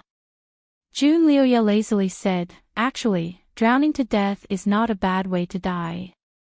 You won't know anything after flopping around in the water for a while. At most, you'll choke on the water and feel a little uncomfortable. When you're drowning, you'll be helpless and bleed a little when you die. Actually, there's nothing to be afraid of." Ji Yu felt a little cold and had the urge to drown him in the water. June Lioya simply opened the door of imagination. Also, drinking medicine is not bad. It's just that your stomach hurts so much that you want to cut yourself open with a knife. You'll bleed from your orifices and your face will be bruised or swollen. Although it's a little disgusting, a dead person doesn't need to care about their face. Cutting your neck is also fine. I'm just afraid that if you don't do it well, you'll only cut your neck in half. Blood will spurt far away, but you won't die immediately and will just stay there and suffer. Or if you overdo it and directly cut off your head, you'll die happily, but the way you die is too scary. What's worse is that you'll have to find your own head in the netherworld. Oh, there's also hanging. It'll be very suffocating, so suffocating that you'll regret being born. Your tongue is so long. He even deliberately stuck out his tongue and rolled his eyes. The more he spoke, the scarier he became. Ji-yu was so scared that she had goosebumps all over her body. She didn't expect him to be so funny. He even made her have a psychological shadow of death. She really wanted to stuff his mouth with something, but she couldn't find him. Shut up. Shut up. When he was talking about the nth way to die, she finally picked up a big stone and threw it at him. Shut up. I-oh. He sank into the water with the stone and did not move for a long time. Ji-yu squinted her eyes and looked at the water surface. She naturally didn't believe that he would be killed by her stone in the water. After the time it took for an incense stick to burn, a splash appeared on the surface of the water. A pair of hands stretched out and made a struggling action on the surface of the water. The splash was very loud, which made Ji-yu's heart jump. The hand struggled on the surface of the water for a moment, then sank back into the water. Ji-yu only saw a line of water quickly moving away. Could it be that some monster in the water dragged him away? Ji-yu couldn't help but stand up. She stared at the line of water, her heart beating fast. Occasionally, she lowered her head and was stunned for a moment. She realized that the clothes he left on the shore were also gone.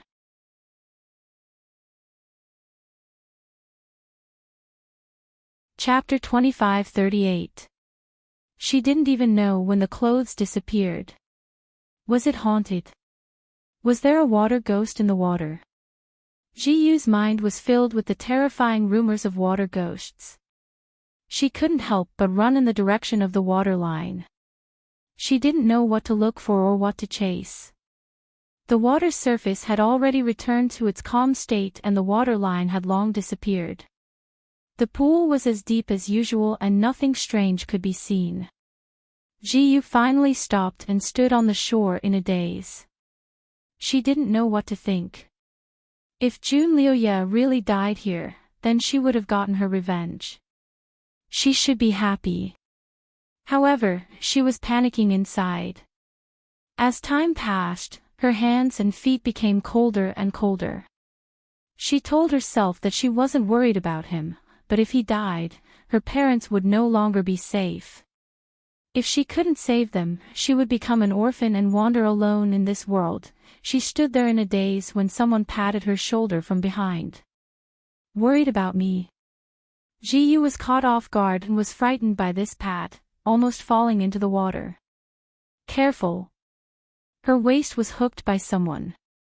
She suddenly turned around and met a pair of deep and smiling eyes. She opened her mouth slightly and looked as if she had seen a ghost. You! Jun Liu-ye, who was supposed to be in the water, stood behind her with his clothes fluttering. He was still wearing his purple robe, but his body was dry as if he had just returned from a walk. Her shocked expression pleased him. He carried her to sit on a rock and asked, "You weren't worried about me?" He was breathing and had a heartbeat. Even his body was warm. Naturally, he wasn't a dead person or a water ghost. Ji-yu quickly returned to her senses and snorted. I was worried that you didn't drown. Now it seems that my worries weren't unnecessary. What a heartless girl. Jun Liu-ye didn't get angry and even smiled. I knew you would say that. You're not creative at all. Ji-yu angrily said, I really thought so. Who's joking with you? And I know you're sincere. More sincere than real gold. That should be enough, right? Jun Liu-ye propped his head up and looked at her. His narrow eyes curved like the moon as he smiled. do you still want to say that everything is just my wishful thinking? Ji-yu was speechless. He had said everything she wanted to say. She didn't know what to say anymore. Her eyes stared at his robe. It was clearly the same robe as before, but she had clearly vomited all over him. Why was it all gone now? It was so clean that not a speck of dust could be seen. He kept hugging her, and she could even smell the faint fragrance on his body. Right now, Ji-yu's emotions were practically written all over her face. Jun Liuye was used to reading people's minds, so he naturally knew what she was puzzled about. He simply hugged her and laid her down on the big rock.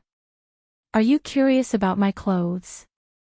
Ji-yu was forced to lie on top of him. She couldn't break free even if she wanted to, and she felt pressured if she kept looking at him. She simply turned her head away. I'm not curious about this. She said that she wasn't curious, but her eyes glanced at his shoulder a few times. Jun Liuye could not help but laugh again. He raised a hand to turn her face back to him. You don't want to know, but I'm going to tell you. I just dragged my clothes into the water and washed them. Then, I used my internal energy to quickly dry them and refresh myself at the same time. Ji-yu, his martial arts were pretty good. From the time he dragged the clothes away, washed them, dried them, and put them on, it took less than half a quarter of an hour.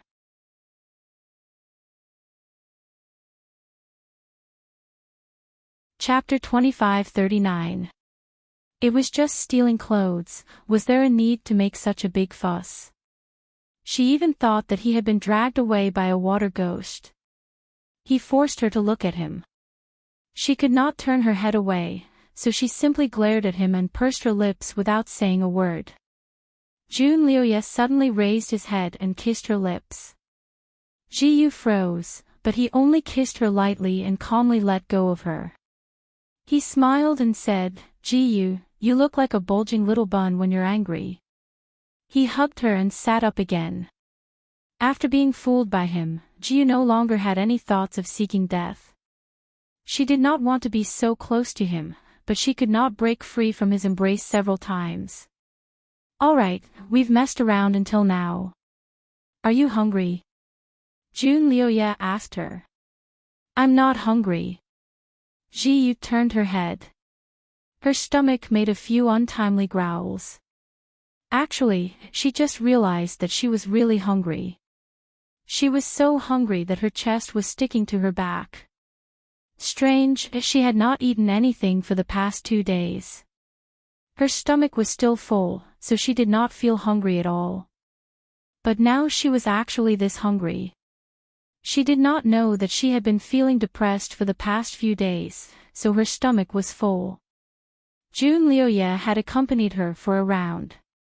She had vomited and screamed, so the stuffiness in her chest had mostly been released.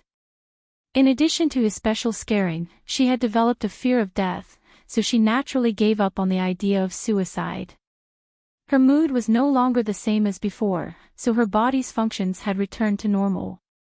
It was natural that she would be hungry now. She was indeed hungry, but where could she find food in this place where there were no shops to be found? Her large eyes revealed her doubts, but Jun Liuye carried her and stood up. Your stomach is more honest than your mouth. Let's go, I'll take you to eat a good meal. Jun Liuye did not lie to her. He really did take her to eat a good meal. There was a pot of delicious fish soup. The fish soup was rich and fragrant. It was boiled in a jar with a roaring fire below. Jun Liuye had only taken her around a corner when they saw the scene of a picnic. The fish soup was very nourishing, especially for a girl like Ji-yu who had been hungry for a few days. It was a delicacy among delicacies. She carefully controlled herself, but she still unknowingly drank 2 bowls. After drinking 2 bowls, she still wanted more. Her gaze would sweep across the jar from time to time. There was still about half a bowl left. Does it taste good? Jun Liuye sat there with one leg bent and the other stretched out. He didn't drink much, and Ji-yu had almost finished the entire jar. Ji-yu's face heated up. She snorted and turned her head away. A moment later, she turned her head and found that there was another half bowl of snow-white fish meat in her bowl. Eat it. You'll recover faster if you eat this. Jun Lioye handed the bowl to her. Ji-yu didn't want to take it, but she was still hungry. However, if she were to take it over just like that, she would feel indignant. She seemed to be too obedient to him. You can only think about saving your parents and taking revenge after you recover. Why do you have to make life difficult for yourself? Ji-yu stiffened for a moment. After a while, she finally took the bowl and ate it slowly without making a sound. She had to live on and save her parents. She finished half a bowl of fish and felt a little strange. There was so much fish, but she didn't see a single bone. Could it be that the fish didn't have any bones? I've already picked out all the bones. You can't see them yourself, Jun Lioye said with a smile, even pointing at the pile of fish bones to the side as proof.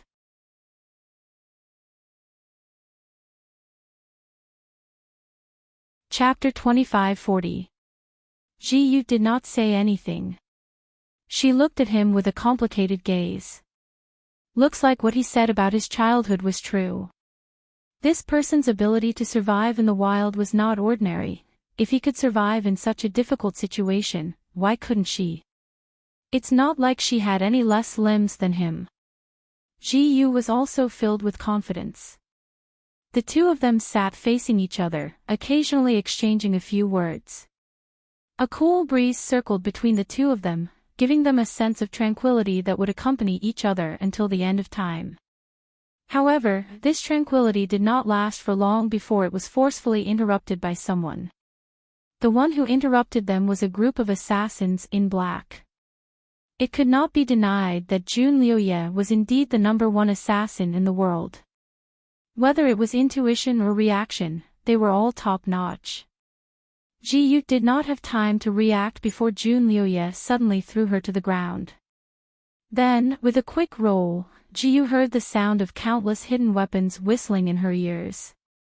When Jun Lioye jumped up with her in his arms, she saw that the place where she was sitting was densely filled with all kinds of hidden weapons.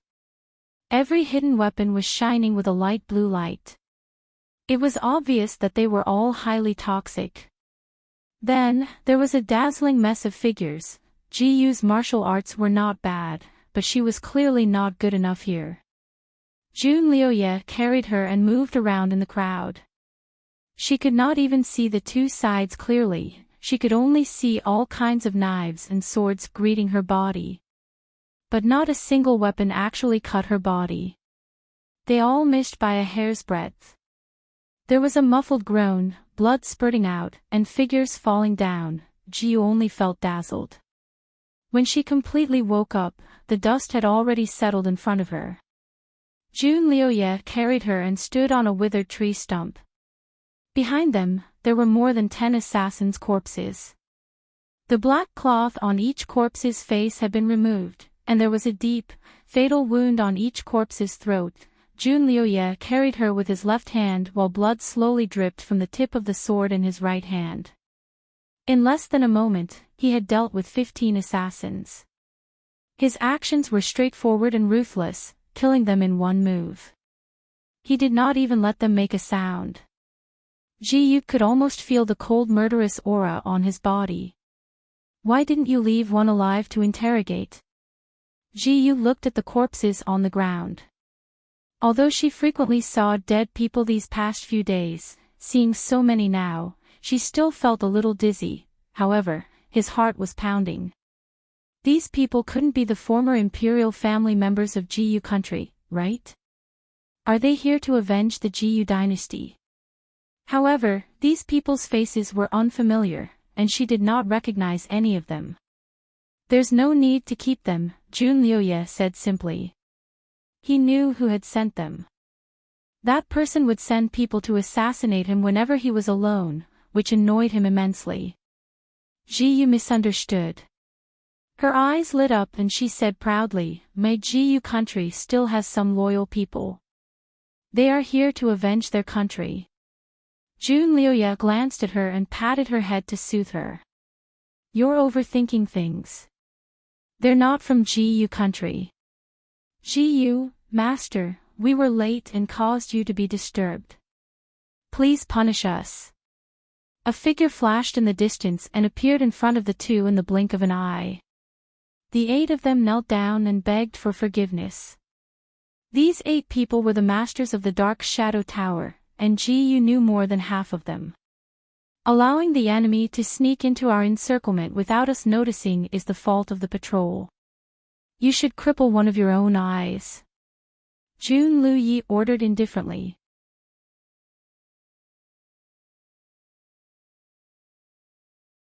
Chapter 2541. GU's heart skipped a beat. The punishment was this harsh. "Third brother, they've already fulfilled their duties. Isn't this punishment a bit too heavy?" A voice suddenly came from the bamboo forest not far away. A handsome youth in luxurious clothes fluttered out. This youth and Jun Lioya's eyebrows were somewhat similar, so there was no need to ask. This was his brother. "Old 8, what are you doing here instead of being in the Alliance's fan city?" Jun Lioya raised an eyebrow. "I've been ordered to come and see third brother." 8th Prince Jun Lufeng smiled. His gaze fell on GU's body, faintly complicated. "This is the little princess that made third brother so happy that he forgot home." "She's really pretty," Jun Lioya cut him off. "If you have something to say, go back and talk. Forgive me for not accompanying you." He directly jumped into a luxurious carriage that had just arrived. Hey! Hey! Third brother, I came from afar to read the imperial edict. Won't you give me a ride?" Jun Lufeng jumped into the carriage. A whip swept out from the carriage, accompanied by Jun Lioya's cold words. "Go ride your own horse." Jun Lufeng subconsciously floated and flipped out of the carriage. At least he wasn't whipped, but he could only watch as the carriage left under the escort of the imperial bodyguards.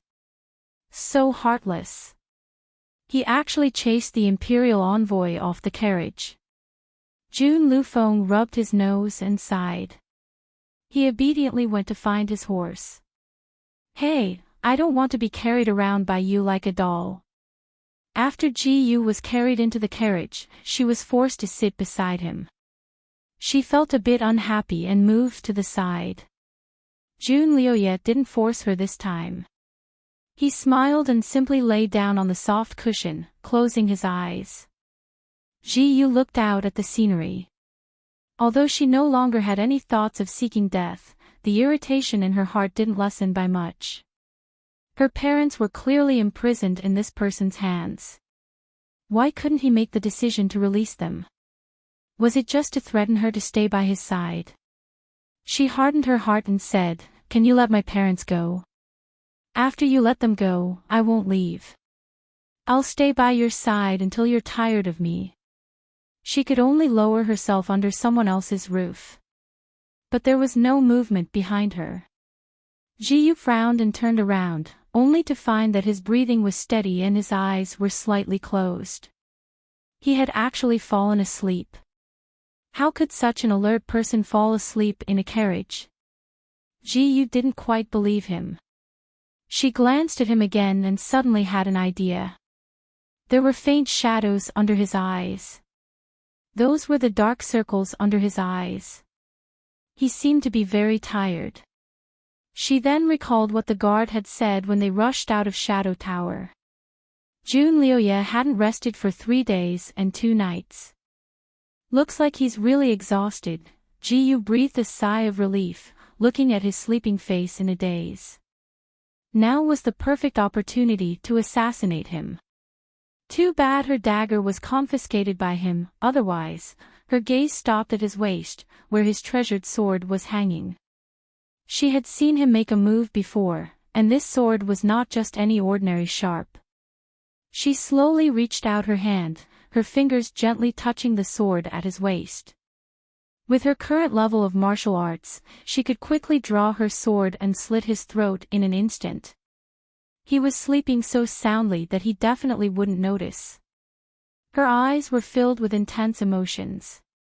Her fingertips slowly grasped the sword hilt, but she didn't have the courage to pull it out.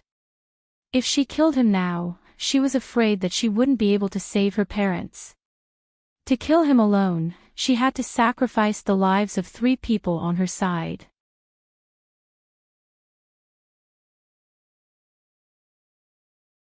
Chapter 2542.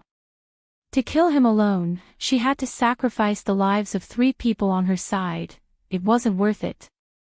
Ji Yu finally withdrew her hand. Although she didn't make a move, she was already so nervous that she broke out in a cold sweat. She sat back in her original position and leaned against the carriage, closing her eyes.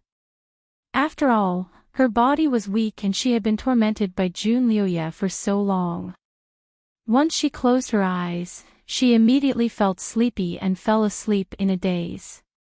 She was woken up by someone. "Hey, we're home. We should get off the carriage." The voice was low and magnetic, and the heat was by her ear. She opened her eyes in a daze. When she realized her situation, her face turned completely red. She had actually slept in Jun Liuye's arms and hugged his waist like a koala. What was worse was that one of her legs was stuck between his legs, tightly pressing against his rather sensitive area. She could even feel the special hardness of that area. She froze for a moment, then suddenly let go of his body and rolled to the side. She angrily said, "You took advantage of me while I was sleeping." Jun Liuye slowly sat up and said coolly, "Eldest miss, I didn't move at all, okay? You were the one who rolled over and insisted on throwing yourself into my arms, so I could only reluctantly hug you. Oh, my arms are going to be numb from your weight." Ji Yu, she found that the more she talked to him, the more the hatred in her heart faded. She simply shut her mouth and stopped talking. Jun Liuye seemed to be in a good mood. He hugged her and kissed her on the lips. "Little Moon, I like it very much." Ji Yu pushed him away in a flurry. "What are you happy about? Let go of me." "Third brother, don't be in a hurry to flirt with people. I think you should first come out and set up the incense table to receive the imperial edict." Jun Liufeng's voice came from outside. This guy actually ran quite fast. Jun Liuye frowned slightly and patted Ji Yu's shoulder. "Let someone send you back first." He opened the door and jumped off the carriage. She didn't know what he said to the coachman, but after he got off, the carriage continued to move forward with Ji Yu. Ji Yu opened the curtain and looked outside. She saw that this place was the former Ji Yu country's imperial palace. The carriage was heading in the direction of her former residence, Chiyue Palace. Several voices came from behind. One of them was a woman's voice. "Greetings to the Third Highness. Third brother, don't look at me. It has nothing to do with me." It was Miss Hongxiang who insisted on following. Ji Yu hadn't returned to this place since the fall of her country. Now that she had set foot here again, she felt as if a lifetime had passed. She remembered that when she escaped that day, the soldiers of the Huiyue kingdom broke into the Chiyue Palace. They not only killed people but also smashed many things. She didn't expect that everything had been restored to its original state when she came back this time. Even the 2 maids waiting for her in the palace were the same maids from before, Princess. The 2 maids came up to greet her, their expressions mixed with joy and sorrow. Ji Yu didn't expect to see them again. She was happy but also a little sour in her heart. Originally, she was their princess. Now, not only was she the princess of a fallen country, but she had also been reduced to the 3rd prince's woman. She couldn't even be considered a concubine. At that time, they had already fled for their lives. Now that they had been recruited back here, they must have submitted to the Huiwa kingdom. No matter what, it was good enough that they could survive. It was a pity that her most trusted maidservant, little Liang, would never come back. The two maids were well aware of Ji Yu's temperament, so naturally, they were familiar with serving her.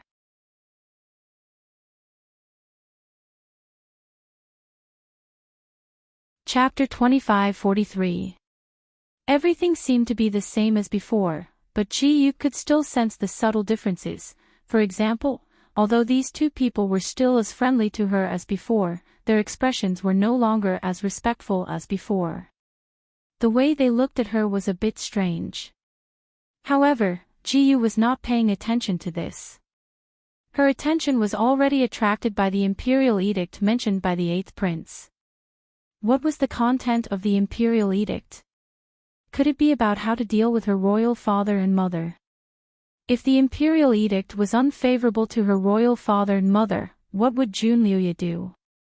The imperial edict was as important as the sky, then her royal father and mother might. The more she thought, the more flustered she became. She turned and ran outside. "Princess, where are you going?" The two maids were surprised and hurriedly stopped her. "I'm going out for a walk." Ji Yu did not stop. "Princess, you can't. The 3rd prince said that you can only move around in this Chiyue hall and cannot go anywhere else." One of the maids knelt down. "Princess, you must be tired. You should stay here at ease. The 3rd prince will come to see you tonight." The other maid also knelt down. Ji Yu's heart turned cold. These two maids were once her personal maids. When she escaped from the palace to play, it was these two who gave her advice and were extremely loyal. Although they still called her princess now, they were already people sent by Junliuya to watch over her. She sneered, "Who are you people?" The two maids choked and lowered their heads. "Princess, don't make things difficult for us." There were countless guards patrolling outside Chiyue Hall. Although Ji Yu was confident that she could knock out these two maids within 10 moves, it would definitely cause a big commotion. At that time, the guards outside would be attracted and she would still not be able to escape. Her face was pale and she was in a dilemma. One of the maid's eyes flashed and she suddenly raised her hand to knock out the other maid beside her. Ji Yu looked up in surprise. The maid had already said, "Princess, wear her clothes and go out."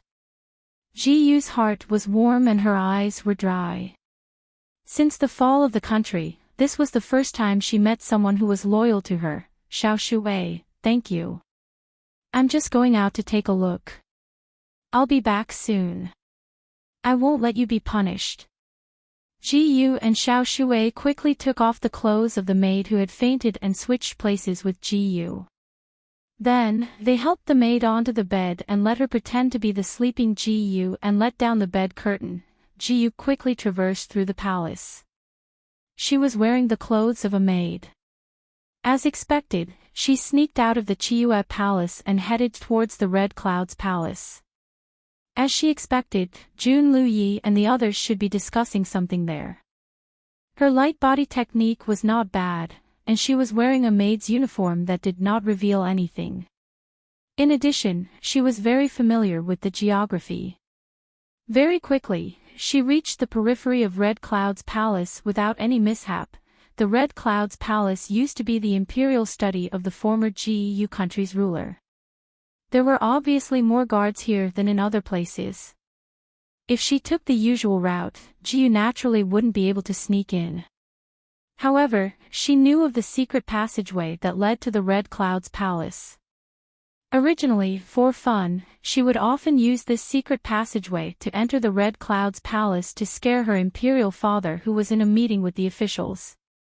Now that she was the princess of a fallen country, the one sitting on the high throne was no longer her father, but someone else. "Third brother, Crown Prince reported you in front of imperial father. He said that you left the emperor of Ji country with evil intentions. That's why imperial father issued this imperial edict." "Third brother, I don't understand. What do you want to do with Ji Yuntian and his wife? This doesn't suit your style.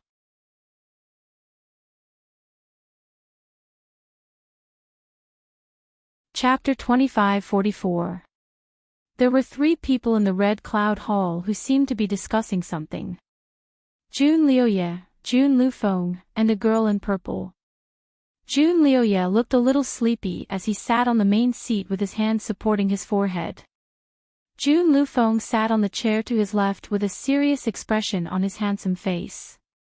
The girl in purple stood behind Jun Liuye, her small hands moving around his shoulders as if she was helping him unblock his muscles and bones. Her appearance was very intimate. Ji Yu didn't know who this girl in purple was, but since she was here to discuss something, it meant that her status wasn't low.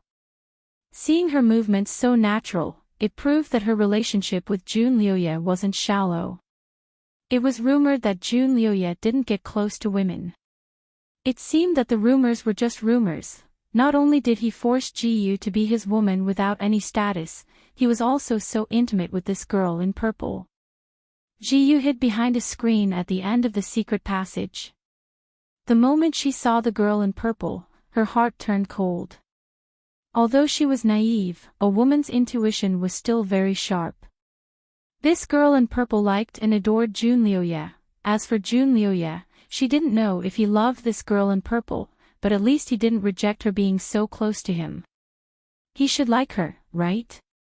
Perhaps this girl in purple was his confidant in the country, the one he loved in his heart. And his relationship with Ji Yu was just a show, a simple scheme. Ji Yu's hands and feet were a little cold. She secretly took a breath and closed her eyes to calm her mind. She and Jun Liuye had an irreconcilable enmity, so she didn't care about Jun Liuye's feelings. She only cared about her parents. Listening to their tone, that imperial edict was indeed harmful to her parents.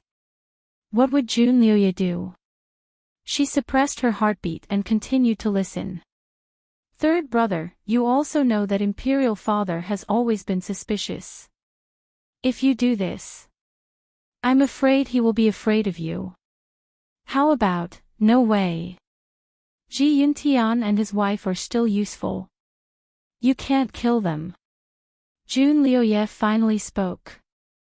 Jun Lufeng raised his eyebrows. Third brother, now that the people of Ji Yu have completely surrendered, there shouldn't be a need to use Ji Yuntian and his wife to win people's hearts, right? After all, they are the leaders of Ji Yu. As long as they are alive, some of the old powers of Ji Yu won't be willing and there will be many variables. Third elder brother, you were the one who said to cut the weeds and pull up the roots. Why are you leaving behind such a big trouble now? That's right, big brother Lu Yi. What can they do? Keeping them alive now would do more harm than good. My father also said that it's not a good time to go against the imperial edict. The purple-clothed woman also tried to persuade him. Ji Yu's heart tightened. Jun Liuye remained unmoved. I have my own plans. You don't have to say anything. Third brother. You can't be like what the crown prince reported. The reason why you kept Ji Yuntian and his wife was because you were mesmerized by the little princess's beauty, right? You once said to your soldiers that women's charms are harmful to the country. Good men will never be charmed by women's charms. They should prioritize their cause. That won't happen. Brother Lu Yi has never been close to women. Who knows how many beautiful women in the Huiwa kingdom want to marry him, but he doesn't care. Why would he be willing to risk everything for a fallen princess? Big brother Lu Ye's actions are unpredictable, but he definitely has a military purpose, don't you think so? Brother Lu Yi. Jun Liuye smiled and didn't refute. Jun Liufeng's interest was piqued. He tapped his fan against his palm and said, then let this little brother guess.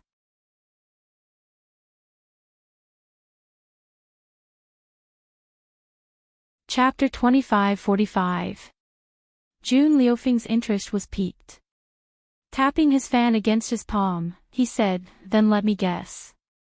Oh, I heard that there are still remnants of GU country secretly moving around outside of ZU City.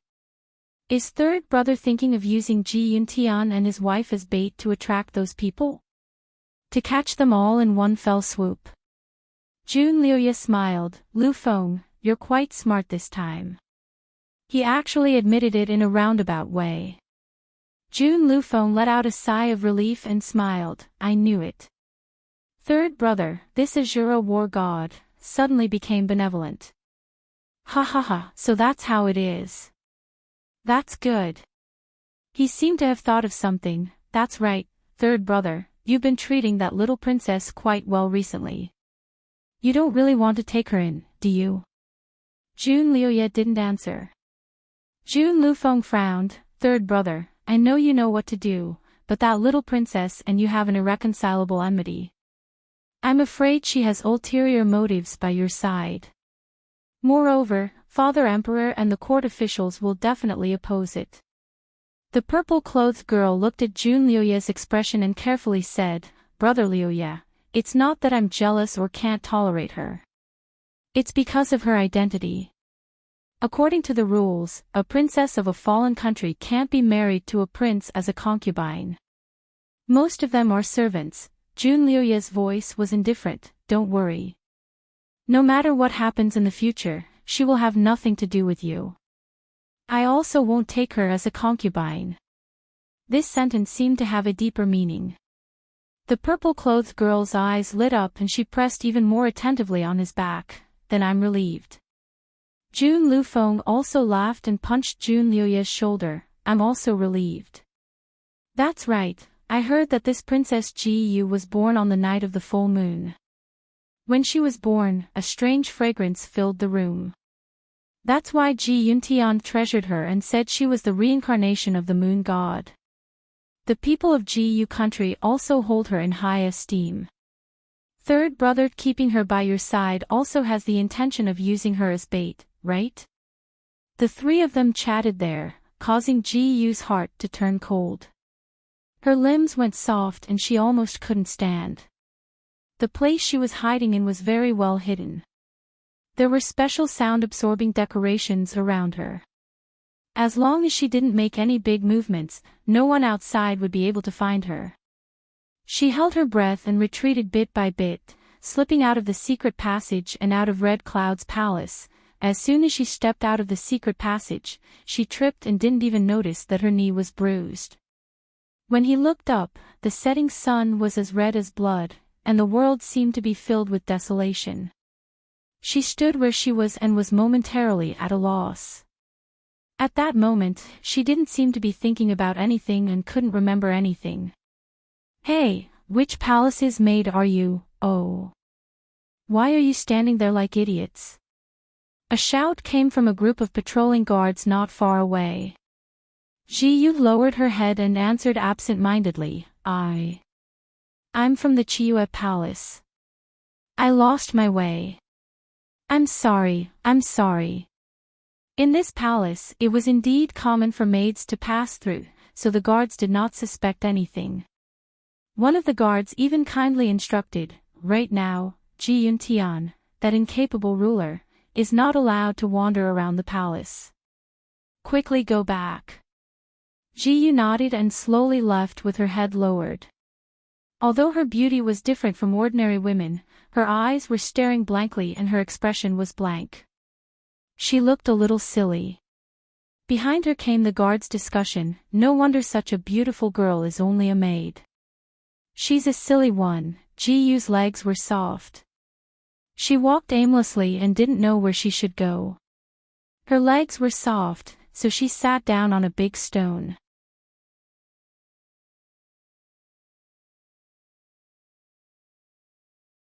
Chapter 2546. This place was very secluded and no one came to disturb her for the time being. She sat there for almost an hour.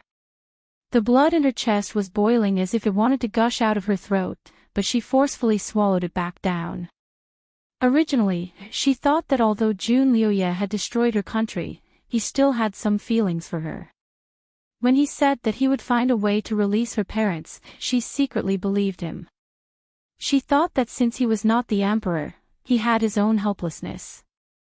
But he still thought about her in his heart. Now, it seemed that she had been thinking too much. He was the ruthless demon prince. He was only using her. Using her parents. The truth was so cruel that it was like a knife that cut open her heart while she was still alive. It shattered all her hopes and dragged her back to the bloody reality. The only thing that comforted her was that there were still remnants of her father's old subordinates.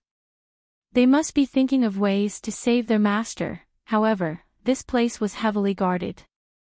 June Liuye must have set up layers of traps here and waited for those people to fall into it. If she wanted to save her parents, she needed to find a spy from the palace. But she was not free now. How could she contact those old subordinates? How about she take this chance to escape? Escape from the city first. She suddenly stood up.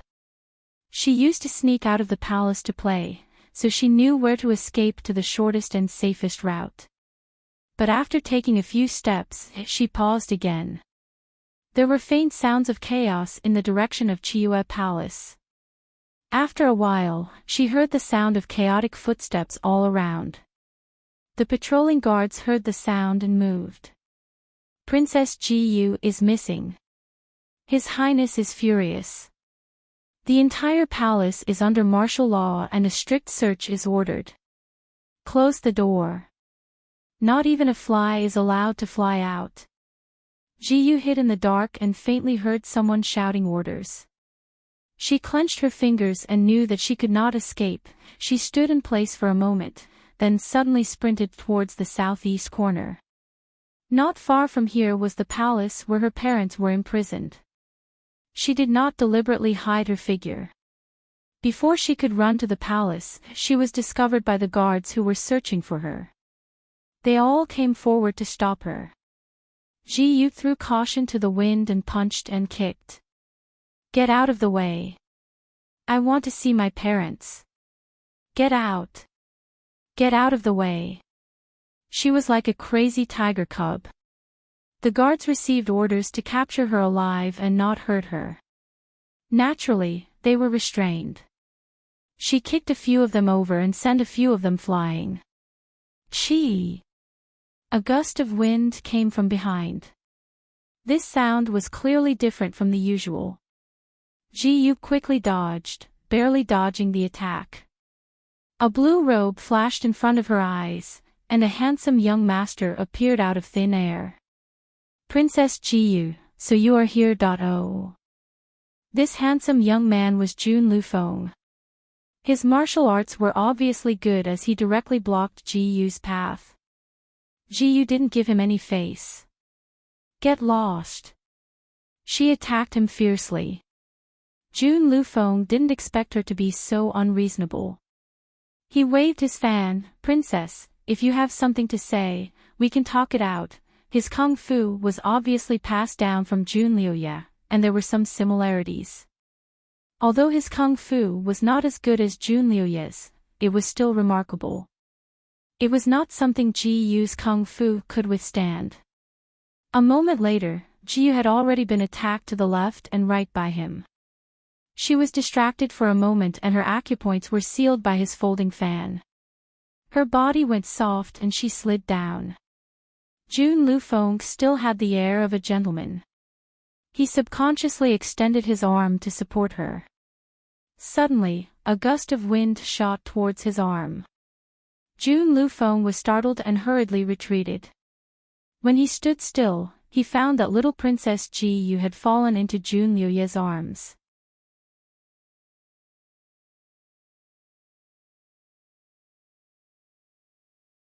Chapter 2547.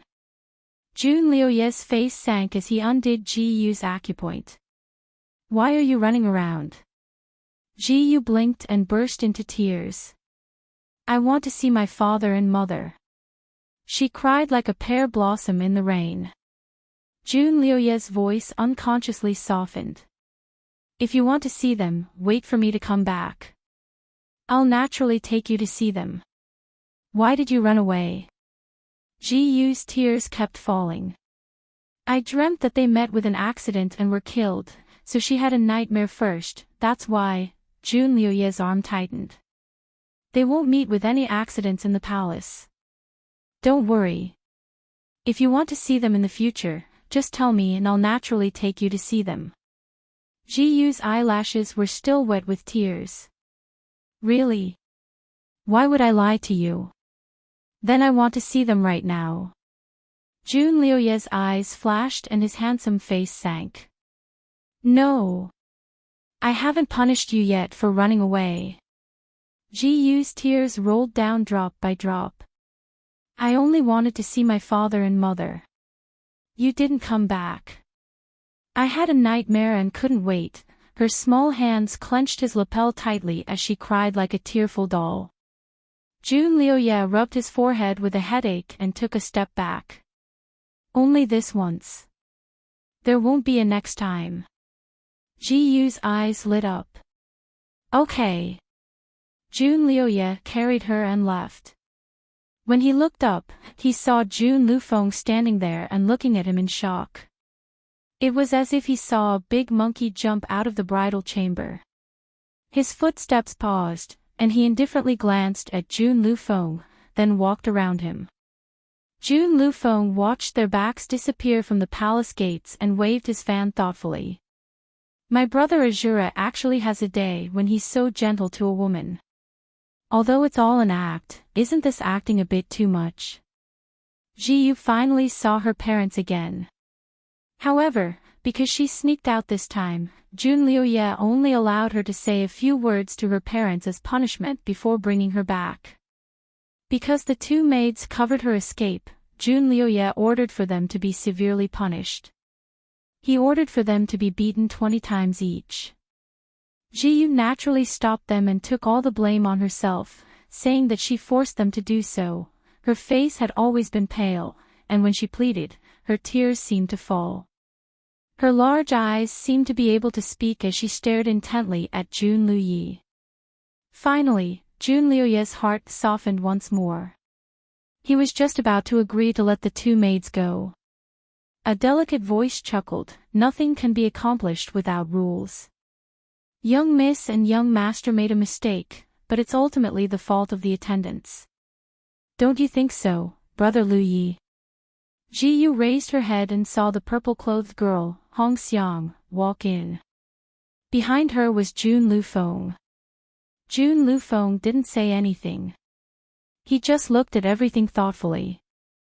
Jun Liuye's handsome face turned cold. If they were really doing their jobs for your own good, they wouldn't have let you go. Men, take him away and punish him 20 times. 4 guards came in and dragged Xiao Shui and Xiao Yu away without any explanation. Ji-Yu was unwilling to give up and wanted to stop them again, but Jun Liuye casually pointed at her. She could only watch as the two were dragged away. A moment later, the sound of the paddles and the two's miserable groans could be heard from outside. Xiao Shui's scream was the loudest and most mournful. This sound was like a heavy hammer pounding on Ji-Yu's heart. She wanted to plead again, but Jun Liuye sealed her mute acupoint, so she couldn't say a single word.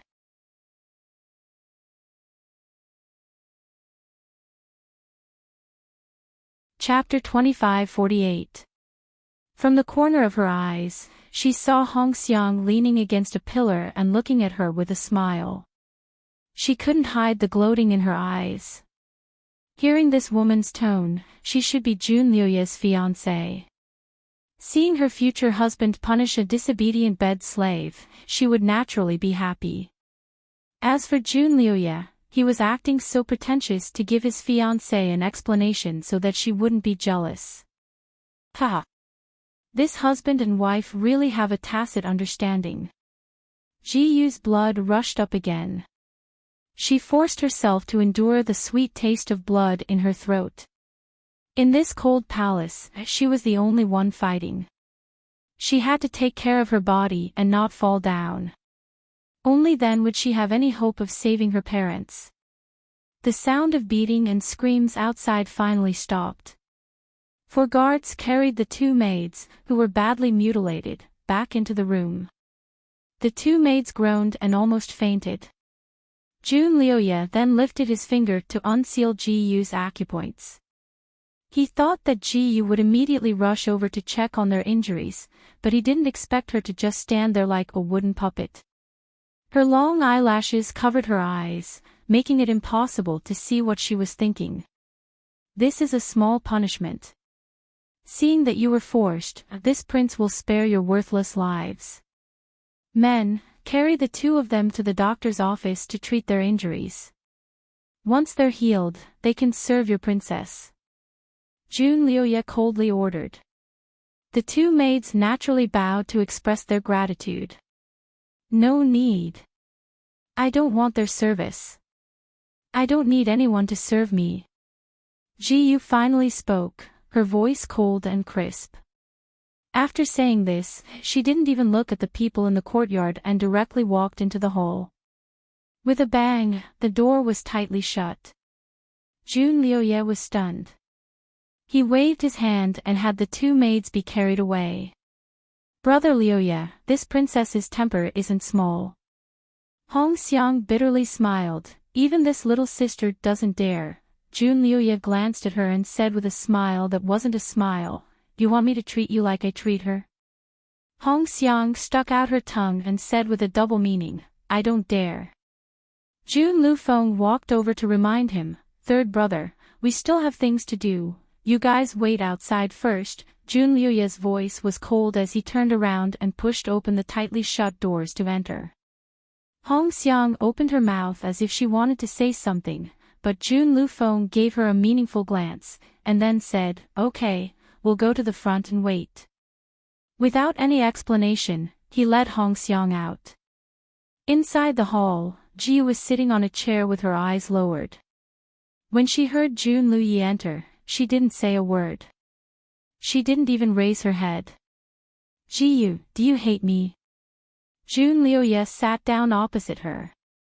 Ji did not answer, nor did she react. "It may not be for your own good that your two maids are being stolen.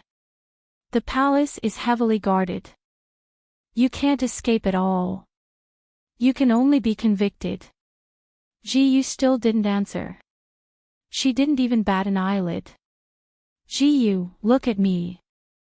Jun Lioye pressed one hand on her shoulder and forced her to raise her chin with the other. Ji-Yu's gaze finally fell on his face. Her once lively eyes were now like a deep pool, completely devoid of emotion. This was the first time Jun Lioye had seen her like this. He suddenly felt a trace of panic in his heart. This little girl was used to revealing her emotions. Usually, even if she didn't speak, he could guess what she was thinking just by looking at her rich expressions. But now, she had hidden all her emotions. He couldn't read her at all. "Ji, everything isn't as simple as you think."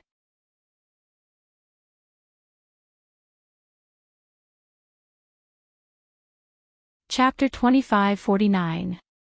Ji, everything isn't as simple as you think. Jun Lioye seemed to want to explain something to her, but he stopped halfway and changed his words. He paused for a moment and changed his words. "Anyway, I'll do it for your own good in the future. You have to believe me. Alright, you must be tired after today's torment. Rest first. I'll come and accompany you in the evening." He carried her to the bed and habitually kissed her forehead, but she slightly tilted her head to avoid him. Jun Lioye's eyes darkened and he turned to leave. Naturally, he wouldn't really not give Ji a maid. After he left, he sent two more maids in to serve her. Because of the previous two maids as an example, the new maids were especially careful when serving her. Ji was very stable this time. She didn't cry or make a fuss. Naturally, she didn't go on a hunger strike. She even ate quite a lot during dinner. After dinner, she went to bed and slept. When Jun Lioye returned, it was already late at night. He asked about Ji Yu's situation and heard the maid's honest report. He sighed in relief, but faintly felt that it was a little strange. She seemed to have changed a little. He walked into the bedroom and slowly sat by the bed. Looking at her sleeping peacefully, he was lost in thought for a moment. She slept very peacefully. Her breathing was calm and her eyelashes were long. Only the roots of her eyelashes were a little wet.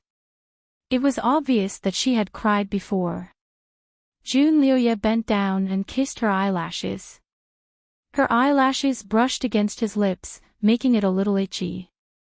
June Lioye's eyes darkened and he wanted to use a special method to wake her up, but seeing the faint dark circles under her eyes, he held back and looked down at her for a long time. He sighed and raised his hand to tuck her in before turning to leave. The room returned to its original silence. Ji-Yoot slowly opened her eyes. Liar. She opened her mouth slightly and silently spat out these two words. She closed her eyes again. Her road was still very long and difficult. She still needed to use strategies, perhaps in order to make it up to her. June Lioye brought her to visit her parents again the next day. He even gave her an hour to spend alone time with her parents. This was exactly what Ji-Yu wanted. She chatted with her parents and indirectly asked how many of Ji-Yu's loyal soldiers had escaped. Who could possibly be the old subordinates outside who wanted to rescue them? But even after Ji Yuntian thought for a long time, he still could not come up with a reason. Most of his loyal subordinates had either died or surrendered. The city had been destroyed so quickly that he had no idea who had escaped. However, when he heard that some of his former subordinates were still active outside, he heaved a sigh of relief. A glimmer of hope rose in his despairing heart. Thinking about it, he gave Ji-Yu a dragon-patterned jade pendant and told her that it could be used as a token to contact the people outside. Ji-Yu carefully put it away. When the time came, she came out obediently. June Lioye did not expect her to be so sensible this time. Usually, when she saw her parents, she would need to urge them 3 or 4 times before reluctantly coming out. Why don't you talk to them more? June Lioye asked with a smile, raising his hand to hold hers. Ji-Yu calmly dodged the attack and continued walking forward. June Lioye's eyes flashed as he forcefully grabbed her hand. Where do you want to go? Ji-Yu subconsciously wanted to withdraw her hand, but he held it so tightly that she couldn't. She did not waste her effort and lowered her eyes. Don't you want to go back to Chiyue Palace? Although she did not make a fuss, her expression was still listless like a frosted eggplant. Oh.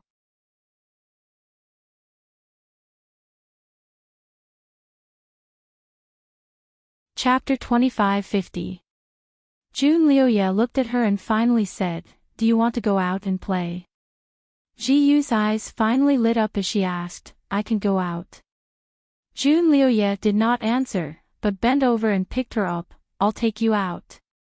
In a rather luxurious restaurant.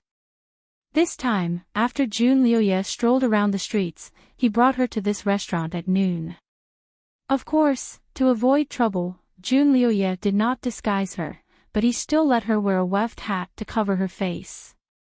As for himself, he was dressed in casual clothes with a silver mask covering the upper half of his face, only revealing a pair of sparkling eyes and beautiful curved lips. He looked like an elegant rich young master.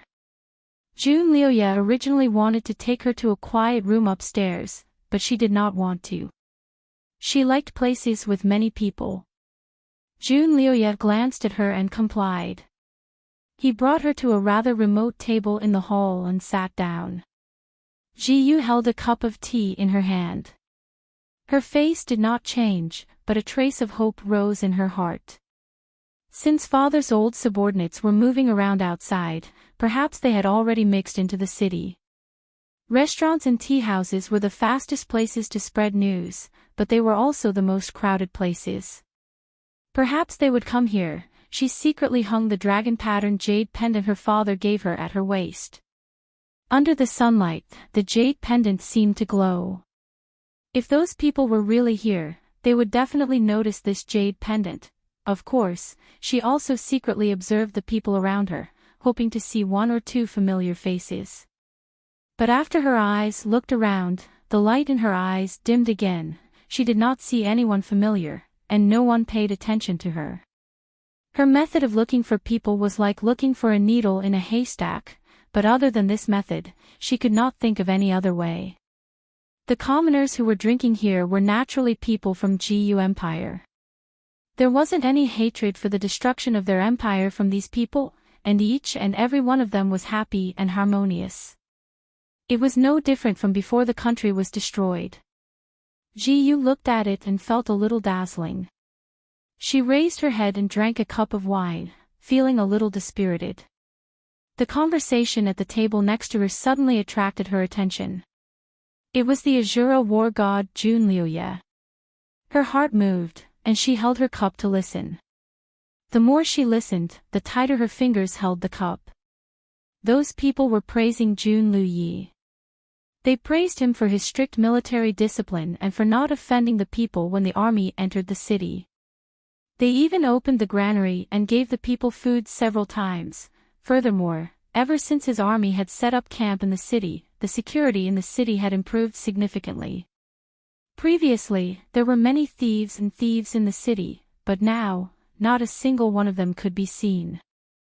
These people's praises also attracted heated discussions from the other tables. Ji thought that someone would refute, but she didn't expect that these people would basically agree and praise Junliuye as a peerless hero. Ji glanced at Junliuye. Junliuye was wearing a mask, so Ji could only see his slightly pursed lips. She looked away and sneered in her heart. She tilted her head back and drank a glass of wine. He deliberately said, "Everyone, no matter how wise this third Prince Jun is, he is still the main culprit behind the destruction of GU Kingdom. As the people of GU Kingdom, don't you think it's inappropriate for you to praise the enemy who destroyed your kingdom?" Her words were sonorous and forceful, but no one responded to her. Instead, it attracted a bunch of different opinions. Someone retorted, "Miss, have you become stupid from reading too much? The world that is united for a long time must be divided, and divided for a long time must be united. The rivers and mountains of one family cannot last long."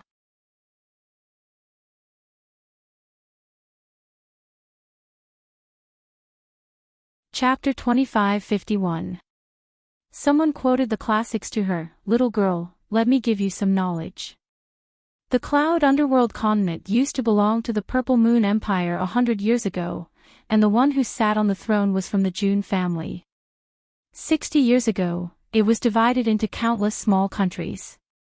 Later, these small countries annexed each other, and today, there are 3 countries and other affiliated countries. These years, these countries have been fighting with each other, and the wars have been endless. It's just a few families who are fighting for territory, but it's us who are suffering. The ancestor of the Ji family was just a general of the Jun family 100 years ago. Yes, the rise and fall of the people are suffering. We have long been tired of these days of fighting and killing. The people will support whoever gives them a stable life. If this third Prince Jun can really unify this continent and free the people from the suffering of war, the people will naturally support him. Yes, a fine bird chooses a good tree to nest in, and we also choose a good ruler to support." Jiu had never heard of these theories, but they seemed to be reasonable. Jiu paused for a while and then said, "What you said is simply heartless. Didn't that Emperor Yuan give you a good life? He didn't start any wars." Someone sneered again, "Emperor Yuan. That fatuous ruler. What else can he do other than composing poems? He only believes in the good words of treacherous officials, and doesn't listen to any advice from loyal officials. How many virtuous officials has he persecuted? In order to celebrate his precious daughter's birthday, he imposed a 30% tax on the people. Who knows how many people have lost their homes because of him?" Someone even looked at Jiu, "Little girl, have you been living in some kind of paradise before? How come you don't know anything?" You don't know about other things, but you should know about the drought in Tiangong State last year, right? The whole state had no harvest, and that fatuous ruler not only did not exempt them, but also increased the tax by 30%. How many people were killed because of him? That year, there were starving people everywhere. There were many people who died of starvation on the streets. The people had no way to survive and revolted, but they were suppressed by the fatuous ruler. Those who revolted were just ordinary people who couldn't survive. As long as they were given food, they would naturally be good people. But after these people surrendered, how did the fatuous ruler deal with them? An imperial edict was issued and 50,000 people were buried alive. Now Tiangong State is a ghost town. These people started to talk about the atrocities of Full Moon Emperor. Suddenly, there was an uproar. At first, Jiyu's face turned pale, but then she clenched her fists. This must be a trap set up by Jun Luyi. He had purposely lured her here. The words that these people were saying must have been taught long ago, just to let her hear them. He wanted her to understand that the Jun family's extermination of Jiyu country was an irresistible trend. It was the will of the heavens and the will of the people. The truth was definitely not like that.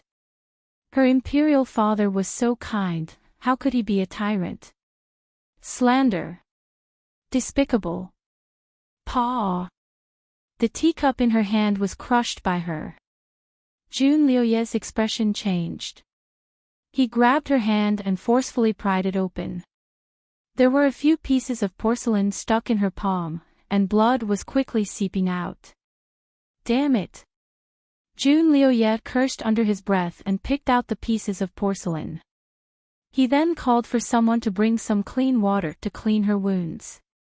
During this period, Jiyu struggled countless times, but was forcefully restrained by him. After cleaning her wounds, he applied some medicine on her wounds and bandaged them. The commotion at her table had successfully stopped those people from criticizing the Full Moon Emperor. You're tuning into the LoveLore Library YouTube channel. We're so grateful for your support, and don't forget to subscribe to join us on this incredible journey through captivating stories. Your generosity through donations truly makes a world of difference, as it's the primary source of revenue that allows me to expand and enhance this channel for you. Thank you from the bottom of my heart for being a part of this adventure.